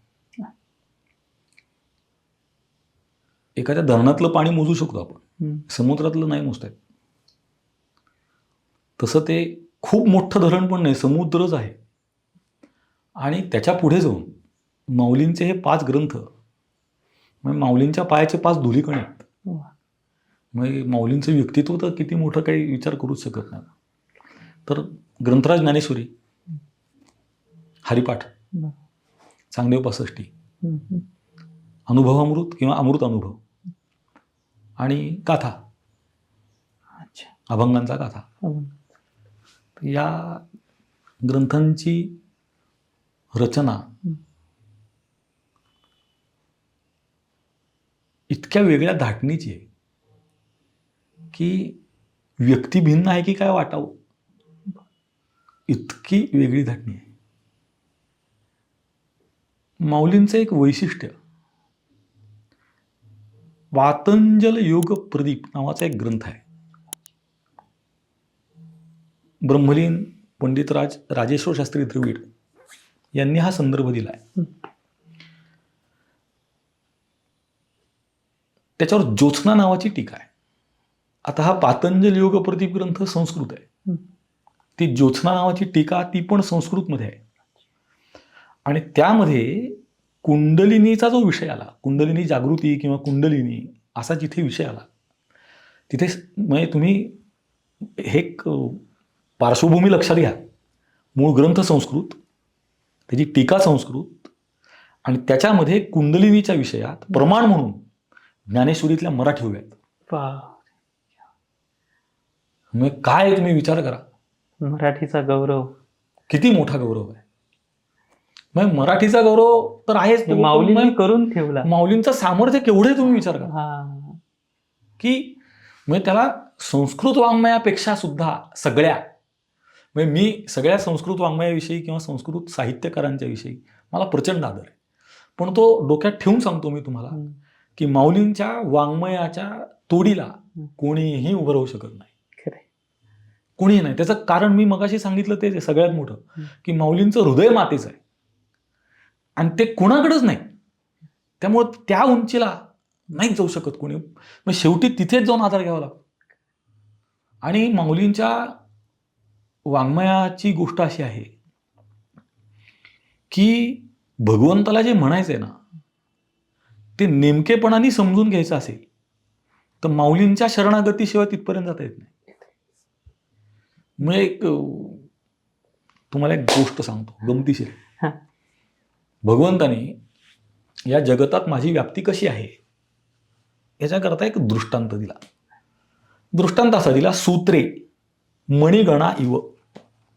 जसा माळेमध्ये हम्म. दोरा ओवलेला असतो हम्म. तसा मी या जगतात व्याप्त आहे.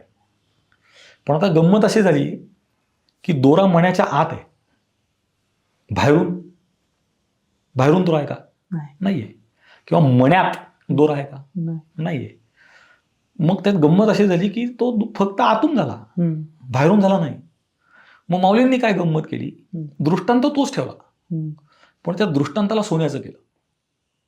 हा. सोनियाचे मणी केले, हा. सोनियाचेच सुती ओविले, क्या बात आहे. तैसे सबाह्याभ्यंतर भरिले जगमिया. वा.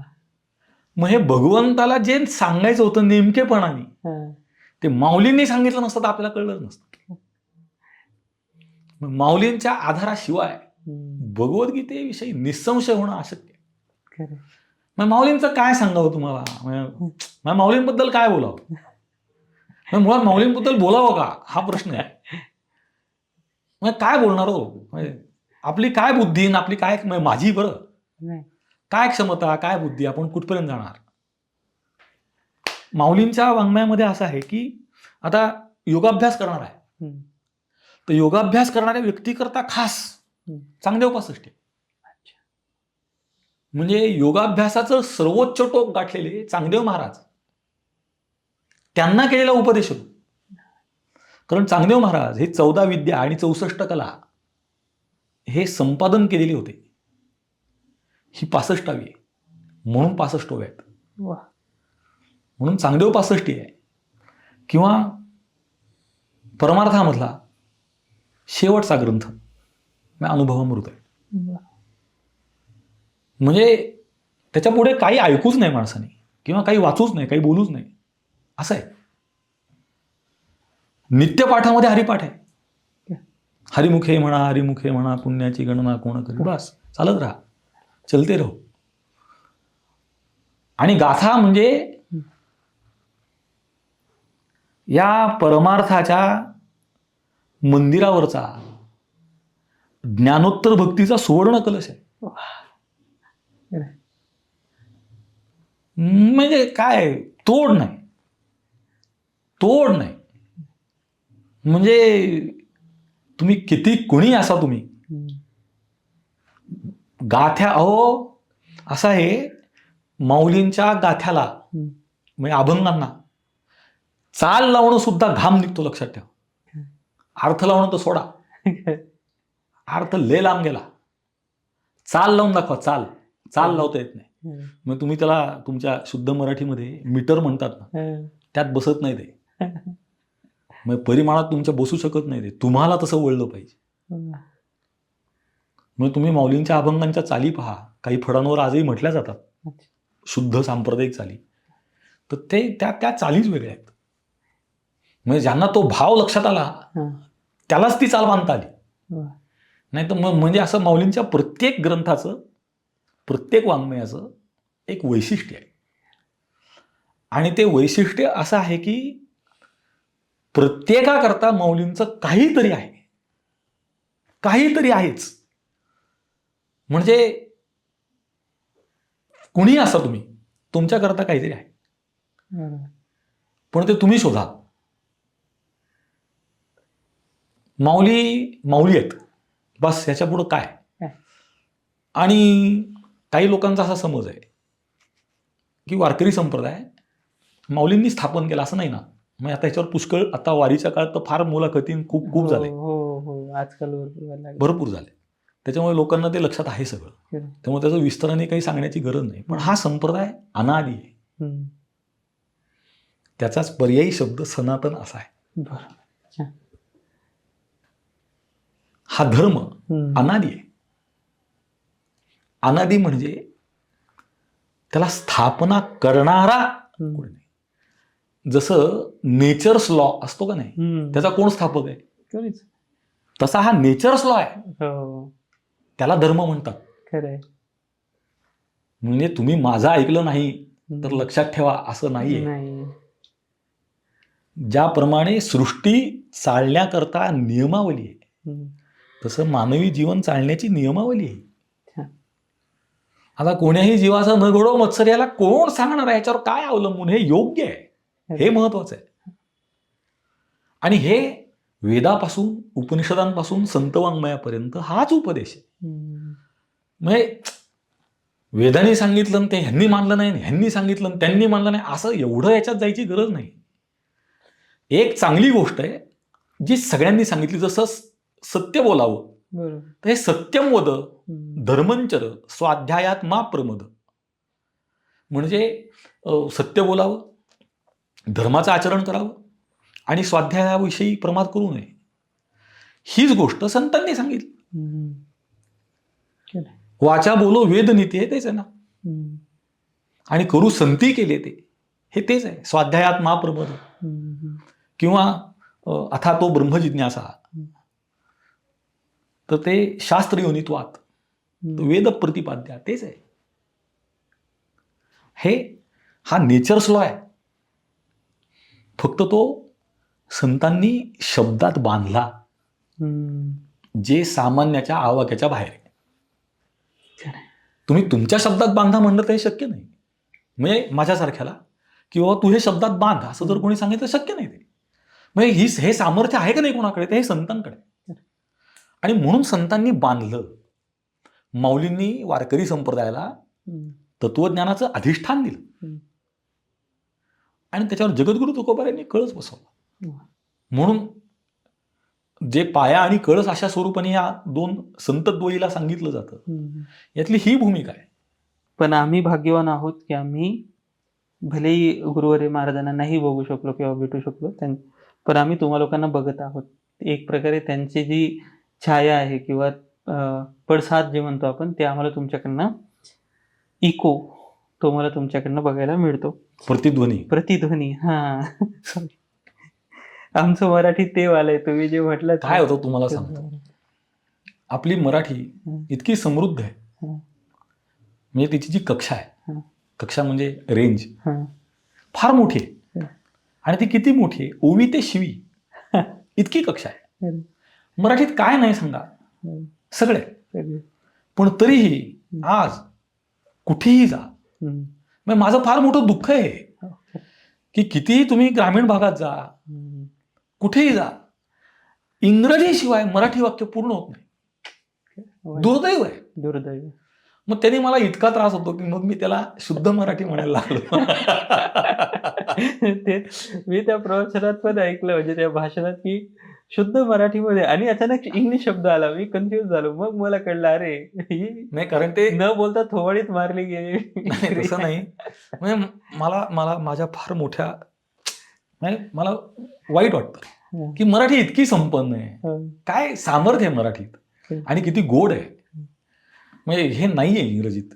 म्हणजे इंग्रजी म्हणून भाषा म्हणून ठीक आहे ना, काय काय जसं तुम्ही सांगितलं की कोणी इंग्रजीत भाषणही करतात लोक, काय वाईट नाही. पण मराठीत घुसखोरी नको ती. घुसखोरी नको. मग ते वाईट वाटतं. मराठी किती छान आहे, काय सांगायचं तुम्हाला. म्हणजे आता पूर्वीचा काळ होता, पत्र लिहिली जायची. आता पत्र इतिहास जमा झाली. तर मला दुःख होतं की आता तुम्ही 5वी-6वीच्या मुलाला पत्र लिहि म्हणलं तर त्याला प्रश्न पडतो की पत्र ही काय गोष्ट आहे. म्हणजे काळाची गती किती आहे पहा, की एक 20-25-30 वर्षामध्ये काही गोष्टी कालवश झाल्या थेट. जसं ते पेन्सिल घालून फिरवायचा टेप असायचा, म्हणजे टेप रेकॉर्डरवाला टेप, त्याला काय कॅसेट म्हणतात, कॅसेट असायची आपली. तर ते त्याच्या आधी ती तबकडी होती. तर तबकडी बरीच वर्ष टिकली, कॅसेट बरीच वर्ष टिकली. मग सीडी आली, मग सीडी 5-10 वर्षात गेली. मग डीव्हीडी आली, ती 2-4 वर्षात गेली. मग पेनड्राईव्ह आला. आता एवढा पेनड्राईव्ह मध्ये टीव्ही बसतो. मग काय टेट्राबाईट का, गिगाबाईट आणि टेट्राबाईट. तर ते एवढं त्या एवढूशा पेनड्राईव्ह मध्ये बसतं. तसं ते पत्र ही गोष्ट कालवश झाली. त्या भावना त्याच्यात ओसंडून व्हायच्या. आणि काय प्रेम, मग मी असं पाहिलंय, आमचे भाऊसाहेब होते, हं. मलिन भारत गोपे, त्यांचे वडील होते, त्यांना आम्ही अण्णा म्हणायचो. तर ते अण्णा गुरुवारी महाराजांना पत्र लिहायचे पोस्ट कार्डावर. तर त्याची एक बाजू, पूर्ण मोठी बाजू जी असायची ती फक्त मायना असायचा. अरे बापरे. फक्त प्रेम, फक्त प्रेम. हा. आणि मागचा जो छोटा चौकोन असायचा त्यात पत्र असायचं. इतकं प्रेम. मग हे मराठी भाषेचं वैभव आहे. लोकांना मायना काय तेही माहिती नाही आता. मायना म्हणजे ज्यामध्ये पत्राची जी सुरुवात आहे, ज्यामध्ये प्रेम आपलं वर्णन केलं, म्हणजे स न वि वगैरे लिहिलं जातं ना. मी लहानपणी एक पत्र, आम्हाला संस्थेत सगळ्यांना पत्र लिहायला लावलेली. तर ते पत्र ज्यावेळेस मी पाठवलं, लिहिल्यानंतर मला वाटलं मी हे काय लिहिलं, की तीर्थरूप बाबांस मला म्हणजे तुमचे लहानपणीचे शब्द आठवत. आपण असं नॉर्मली नाही बोलत, पण ते पत्रामध्ये येतं. तुम्हाला एक गंमत सांगू का? आपली संस्कृती ही औपचारिक नाहीये. आता हे युरोपियन संस्कृतीमध्ये सगळं औपचारिक, थँक्यू, सॉरी, वेलकम. मग ते पोराने बापाला पाणी देऊन दिल्यावर बाप पोराला थँक्यू म्हणतोय, पचनीच पडत नाही. असं आहे ना. थँक्यू काय कर्तव्य त्याचं. हे जसं गुरुवर्य महाराजांचं एक वाक्य आहे, म्हणजे कोट अनकोट, की जसं बापाचं मुलाचं संगोपन करणं हे कर्तव्य आहे, तसं मुलाचं बापाची सेवा करणं हे कर्तव्य आहे. मग ही भूमिका आहे आपली संस्कृतीची. म्हणजे मला कोणाचं वाक्य आहे, पु ल देशपांडेंचं आहे बहुतेक, त्यांची एक मुलाखत झाली, तर ते आहे कुठंतरी ते व्हिडिओ. तर ते मुलाखत घेणाऱ्या व्यक्तीने त्यांना मुलाखतीच्या सुरुवातीला असं म्हटलं की मी तुमचे आभार व्यक्त करते. त्याच्यावर पुलंचं वाक्य असं आहे की खरं तर आपली संस्कृती ही आभार मानण्याची नाही, आपली संस्कृती ही कृतज्ञतेची, आणि कृतज्ञता सुद्धा व्यक्त करण्याची नाही, तर ती तुमच्या वागण्यातून दिसली पाहिजे. It is quote unquote. आजही ते उपलब्ध आहे, तुम्ही बघू शकता. मग हे त्यांचं वाक्य असं नाही, त्यांनी संस्कृतीचं केलेलं वर्णन हे असं आहे की आपली संस्कृती कृतज्ञतेची, आणि ती कृतज्ञता तुमच्या चित्तात असली पाहिजे सतत 24 तास. उलट असं आहे की औपचारिकतेमध्ये अडकणं म्हणजे उलट ती न्यूनता आहे. मोकळे होऊन जातात. म्हणजे हे ऐकायला, आणि हे जे वाक्य आहे हे ऐकायला आणि ते इमॅजिन करायला जड जातं. कारण आपल्याला की बाबा तुम्ही छान माझ्याकरता आयुष्य कॉम्प्रोमाइज केलं, थँक्यू, म्हणून आपण मोकळे. त्यानंतर त्यांना वृद्धाश्रमात घालायला मोकळे, कारण की मी तर माझं पूर्ण केलं, थँक्यू. मात्र आधी ती जबाबदारी आपल्या हृदयात ठेवणे, आणि त्यानंतर ते आपलं कर्तव्य, की आपण आपलं कर्तव्य करावं, त्यांनी त्यांचं कर्तव्य करावं, याच्यात मध्ये संवाद नाही. ही सिस्टम आहे. असं आहे ना, तुम्ही मागच्या पिढ्या पहा. मी फार भाग्यवान समजतो स्वतःला की मी फारच दर्जेदार लोकांना भेटलो. म्हणजे त्यांच्या व्यक्तिगत भूमिका काय वगैरे हा विषय सोडा, पण साहित्य म्हणून जो दर्जा मागच्या पिढीने अनुभवला तो पुढच्या पिढीला नाहीये. म्हणजे दोन भिन्न प्रवाहाचे, भिन्न मतं असलेले साहित्यिक एका व्यासपीठावर एकत्र येऊन शेजारी बसतात. तुम्हाला ते उपलब्ध आहे. आचार्य तर्क यात्रे आणि यदी फडके यांचं एक समारंभ होता 75चा मला वाटतं. तेव्हा आत्रे अध्यक्ष होते. म्हणजे विचारप्रणाली जरी भिन्न असली, म्हणजे आता हल्ली बोलतात ना, मतभेद असला तरी चालेल, मनभेद नसा वगैरे, बोलतात फक्त. खरंच नसला पाहिजे. खरंय खरंय. ते आता फार अवघड आहे, आणि अवघड झालं आता. आता भावना दुखवणं फार इतकं सोपं झालं, सोपं आहे की समन्वय साधणं सगळ्यात जड झालं. फार जड. म्हणजे विरुद्ध विचार असतील बस, तर ह्याचा अर्थ आम्ही एकमेकांची तोंडच बघणार नाही असं होतं. आणि त्याला माणसं सेलिब्रेट करतील, टोकाची भूमिका घेणाऱ्याला सेलिब्रेट करतील, पण कोणी समन्वय साधायला आला तर म्हणतील हा, जे एकतर त्याला कठीण आहे, ते फारच कठीण आहे, अवघड आहे असं. तर पुढे जी आपल्याला एकानी सजेशन दिलं, तर विजय शिंदे म्हणून यांनी फार मोठी कमेंट लिहिली. तर त्यात त्यांनी क्रिएशन ह्या गोष्टीवर सायन्स इज वगैरे असं who am I, where I before I was in mother's home वगैरे ह्या गोष्टी मॅट्रिक्स लिहिल्यात. त्या गोष्टीत आता न जाता आपण त्यांचं एकच प्रश्न म्हणजे खाली घेऊयात, की is there anyone who doesn't let me know all this secrets, जे काही तर इंग्लिशमध्ये एक संकल्पना आहे किंवा नॉर्मली फिलॉसॉफीमध्ये हे डिस्कस केलं जातं, की आणि आपणही म्हणतो, माया ज्याला म्हणतो, की माया आपल्याला इल्युजनमध्ये टाकत राहते. माफ करा माझ्या मराठीकरता. तर माया ही आपल्याला इल्युजनच म्हणजे भ्रमात टाकत असते, की आणि आपल्याला कळू देत नाही, की सत्य काय, असत्य काय. जसं मॅट्रिक्स म्हणून एक मूव्ही आलेला. तर त्याच्यामध्ये इंग्लिश मूव्ही आहे. तो पूर्ण त्यांनी वेदांतावर आधारित संकल्पनेवर घेतलाय, की त्याच्यात असं दाखवलंय, की तुम्ही एक गोळी घेतली, की ती गोळी तुमचा जो भ्रम आहे त्यातनं तुम्हाला बाहेर काढणार आणि दाखवणार, की हे सगळं कसं स्वप्नवत आहे.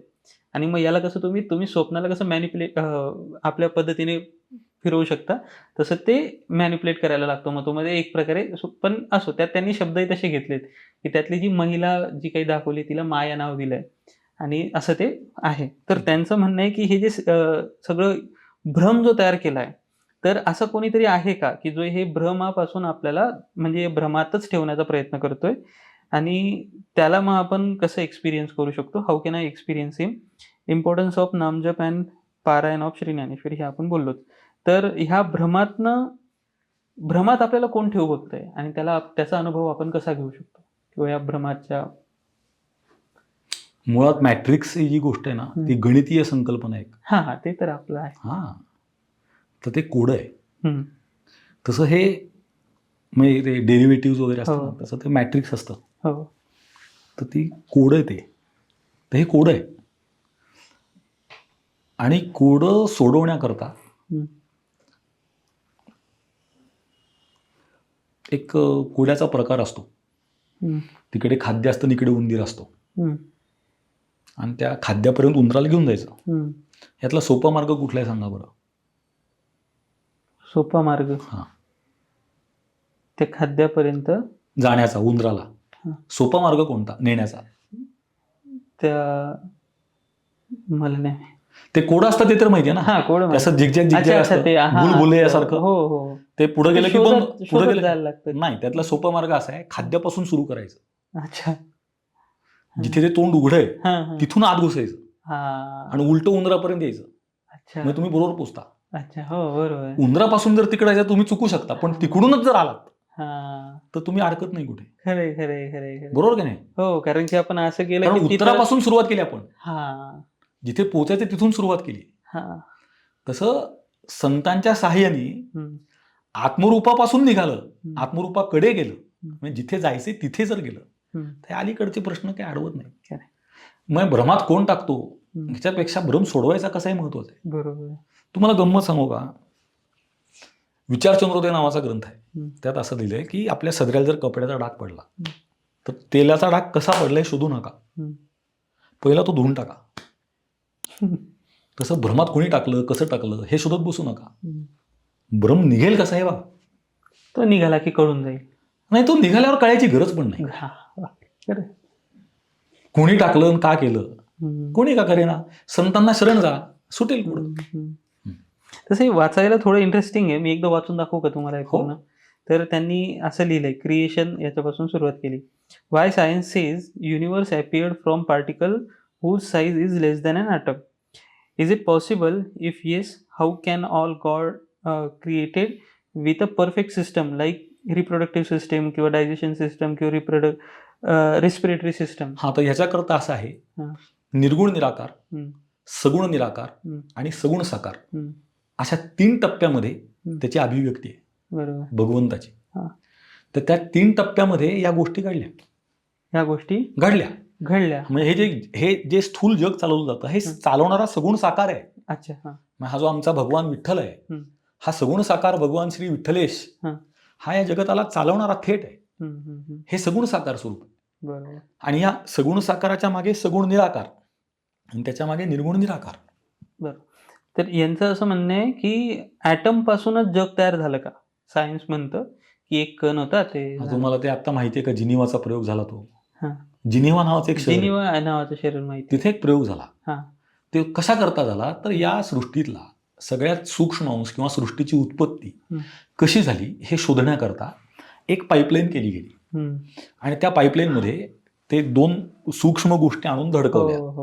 Higgs boson. हा, आणि त्याचं सगळ्यात शेवटचं त्यांचं काय म्हणतात निष्कर्ष असा आला की आपल्याला जे सापडलंय हे काही फायनल नाही, याच्यापेक्षाही सूक्ष्म काहीतरी आहे. मग आता त्याला त्यांनी काय नाव दिलं माहितीये का तुम्हाला? त्याला नाव दिलं गॉड पार्टिकल. गॉड पार्टिकल म्हणजे अणूपासून उत्पत्ती झाली असं नाही म्हणतायत किंवा कशापासून उत्पत्ती झाली ते अजून सापडायचंय, काहीच सांगता येत नाही. विज्ञानाला तरी सापडले नाही. कदाचित ह्या पण जयापासोनी सकळ मही मंडळ हे झाले तो हा पंढरीचा राणा न ये अनुमाना श्रुतीसी, असं त्याचं उत्तर दिलेलं आहे. Who am I? आत्मा. Where I was before I was in mother's womb. पूर्वजन्म. अच्छा, हा आपण मानतो. Who created this matter? Earth, sun, infinite planets and stars. Who created the heat in sun? Who created the water? आता सांगितलं. Matrix. Where I when while I am sleeping in dreams I am awake or in real world I am sleeping. म्हणजे मी स्वप्नात झोपलोय की झोपेत स्वप्नात आहे? जागेपणी स्वप्नात आहे. In dreams whatever I see is real or fake. Is it, if it's fake, why I feel it's real, and if it's real, why I feel fake while I wake up? ह्याच्याकरता गौडपादाचार्यांच्या कारिका आहेत, मांडुक्य उपनिषदावरच्या, त्या वाचल्या तर ते सगळं स्पष्ट होईल. आणि ते असं सांगतात की स्वप्न आणि जागृती दोन्ही मिथ्या आहे. So what if I never wake up from my dream? समजा हे स्वप्न आहे आणि यातनं पुन्हा असं आहे. तो विषय काय आहे माहिती का? 3च अवस्थांमध्ये नाहीये विषय. जागृती, स्वप्न, सुषुप्ती या 3 अवस्था आहेत. पण ज्ञानाने जी प्राप्त होती ती 4थी आहे. तिचं नाव तुर्या, तुर्यगा, तुरिया असं आहे. तर या जागृतीला स्वप्न मानून याच्यातून जर जागा होईल तर तो तुरीय अवस्थेत जातो. ती अवस्था भ्रमात्मकच आहे, नाही सत्य आहे. याचं खरं स्वरूप करणं हीच त्या अवस्था आहे. खरं मला तर असं वाटतंय की एवढ्या छोट्या डिस्कशन मध्ये ह्या गोष्टींची उत्तर मिळणार नाही. अवघड आहे. त्या ग्रंथांचं अध्ययन करावं, अवश्य करावं.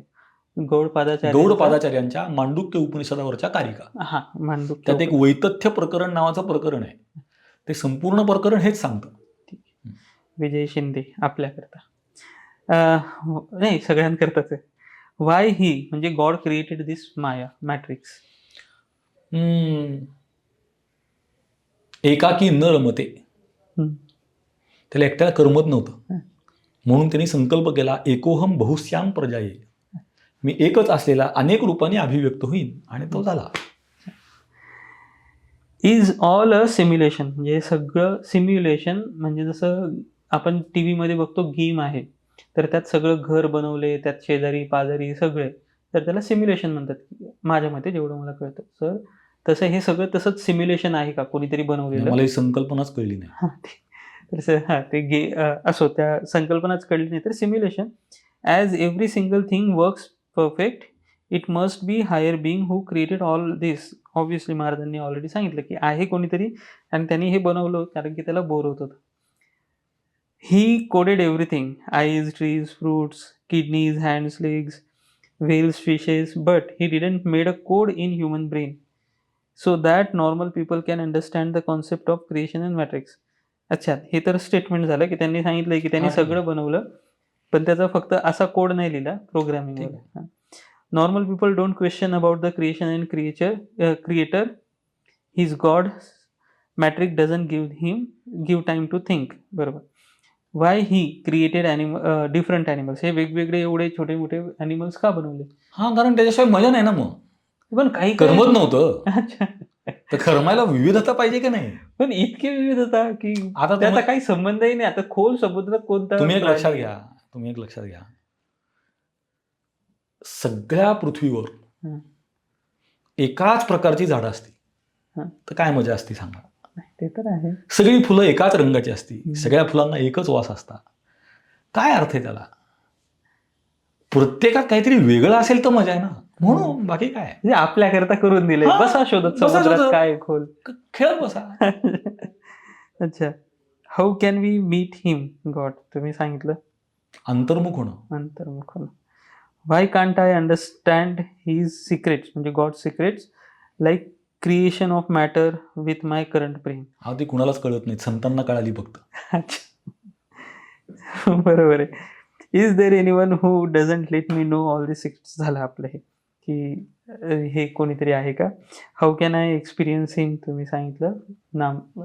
अंतर्मुख होणं, संत अंतर्मुख. वाङ्मयाला शरण हा, जाणं, संत संतांना वाङ्मय. शरण जाणं. इम्पॉर्टन्स ऑफ नाम जपानी पारायण ऑफ श्री ज्ञानेश्वरी. काळ सारावा चिंतने, हम्म, एकांतवासी गंगा स्नाने, हम्म, देवाच्या पूजने प्रदक्षिणा तुळशीच्या, युक्त आहार विहार नेम इंद्रियासी सार, नसावी बासर निद्रा बहुभाषण, परमार्थ महाधन, हम्म. जोडी देवाचे चरण, व्हावया जतन हे उपाय लाभाचे. वाचून थोडं थोडं कळलं त्या, म्हणजे भरपूरच कळलं असो. I know he created everything but why I can't believe in that. मी कसं सांगू? करा, बिलीव्ह करा. हा, मग माझा विश्वास नाही, माझा विश्वास का नाही, मी कसं सांगू? बरोबर, तुमचा विश्वास का तर नाही. त्यांनी अंतर्मुखून विचार केला पाहिजे. आपल्याला जर कळतंय, हा, मग तुम्हाला सांगू का, अर्जुनाला हाच प्रॉब्लेम आला, हीच समस्या आली. हा. अर्जुनाची समस्या हीच आहे. हम्म. भगवंत सांगतात अशोचाननो शोचस्तोम प्रज्ञावादंश भाषसे. तू बोलतोयस हं. पण तू तसा वागत नाहीस. बरोबर. माझी अडचण तीच आहे, मी बोलतो पण मी किती वागतो तर काय वागत नाही. असं. अभिमान आणि स्वाभिमान म्हणजे काय? खर तर फार पुसट सीमारेषा आहे. हा. म्हणजे अहंकार या दृष्टीने जर अभिमान शब्द वापरला असेल, हम्म, कारण अभिमान स्वाभिमान एकच आहे, हा, हा. पण अहंकार अशा अर्थाने, अहंकार आणि स्वाभिमान किंवा गर्व ताठा हम्म. अशा अर्थाने, तर त्यातली सीमारेषा फार पुसट आहे. काय? संस्कारवान जर होत होते ते कळेल. तर हा प्रश्न विचारला होता मेघा पवार. तर माऊली मोठ्या महाराजांनी, म्हणजे यशोधन महाराज साखरे, गुरुवारी यशोधन महाराज साखरे यांनी याबद्दल छान सांगितलंय, तर तो व्हिडिओ बघावा. मेघा पवार यांनीच विचारलंय, अहंकार कसा घालावा?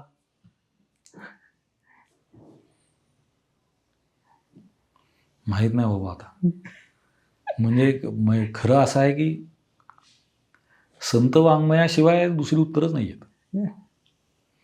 म्हणजे संत वाङ्मय थोडं म्हणजे आपण काय म्हणू त्याला, गुंजभर संत वाङ्मय जरी पचनी पडलं तरी अहंकार राहणार नाही.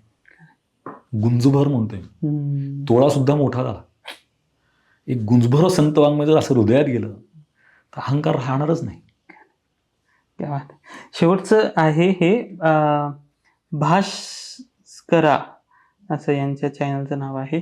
तर त्यांनी जो प्रश्न विचारलाय थोडासा माझ्याकरताही अवघडच आहे, पण त्याचं कसं आपण शॉर्टमध्ये बघूयात. जमलं तर त्यांना श्री माऊलींच्या चिदविलास वादात आणि भगवतपाद श्री शंकराचार्यांच्या मायावादात समन्वय कसा करावा हे विचारा. मुळात चिदविलास हा शब्द माऊलींच्या वाङ्मयात आलेला नाही. अच्छा, म्हटलं पण जे अध्यस्त विवर्त असं आचार्यांनी सांगितलेलं आहे तेच माऊलींनी सांगितलेलं आहे. त्यामुळे त्याच्यात काही समन्वय करण्याची गरज नाही, फक्त जेवढा भ्रम त्यांना झाला असेल तेवढा दूर करण्याची गरज आहे. भेदच नाही, माऊली सांगतातच आणि शंकराचार्यांच्या पादावर. नाही, तो विषय वेगळा आहे पुन्हा. पण चिदविलासवाद हा जो आहे हा माऊलींचा नाही आहे. अच्छा, माऊलींच्या नावाने सांगितला जातो. बरं. तर गोष्ट अशी आहे की ज्याने त्यांनी आपल्याला जे वाटतं ते आपल्या नावाने सांगावं. गोष्ट इतकीच आहे की संतांच्या नावाने माझं मत असं नसावं, माझं मत माझ्या नावाने, संतांचं संतांच्या नावाने असो. तर आपली उत्तरं आणि मलाही यातनं फार नवीन गोष्टी आणि नवीन दृष्टिकोनातून जाणून घ्यायला मिळालं प्रश्नांच्या बाबतीत. सो धन्यवाद तुम्ही विचारलेल्या प्रश्नांबद्दल. आणि आजचा हा अनुभव माझ्याकरता पुन्हा एकदा मी ऑफ कॅमेरा सांगितलं, आतून आनंददायी झाला, फार जास्त मनातून हृदयाला आनंद प्राप्त झाला. मनातली भीती गेली, जी भीती वाटते, आणि त्यासोबतच भाग्याची अनुभूती झाली की आपण महाराजांसोबत बसून बोलू शकलो. आणि असो, बाकी जो नम्रता वगैरे ह्या ज्या गोष्टी आहेत, हेच लेणं जे आपल्याला संप्रदायाने दिले, तुम्ही छानपैकी ते सजून जगत आहात, त्याबद्दल तुम्ही धन्यवाद. कारण की तेच बघून आम्ही कुठेतरी वाकडं तिकडे पाऊल टाकण्याचा प्रयत्न करू. तुम्ही आम्हाला हा वेळ दिलात आणि हे कृपा आशीर्वाद दिले की बसलो आपण 4 शब्द करता आले, याकरता पुन्हा एकदा धन्यवाद. रामकृष्ण हरी. रामकृष्ण. आम्हा सगळ्यांवर आशीर्वाद असू द्या आणि प्रार्थना करा.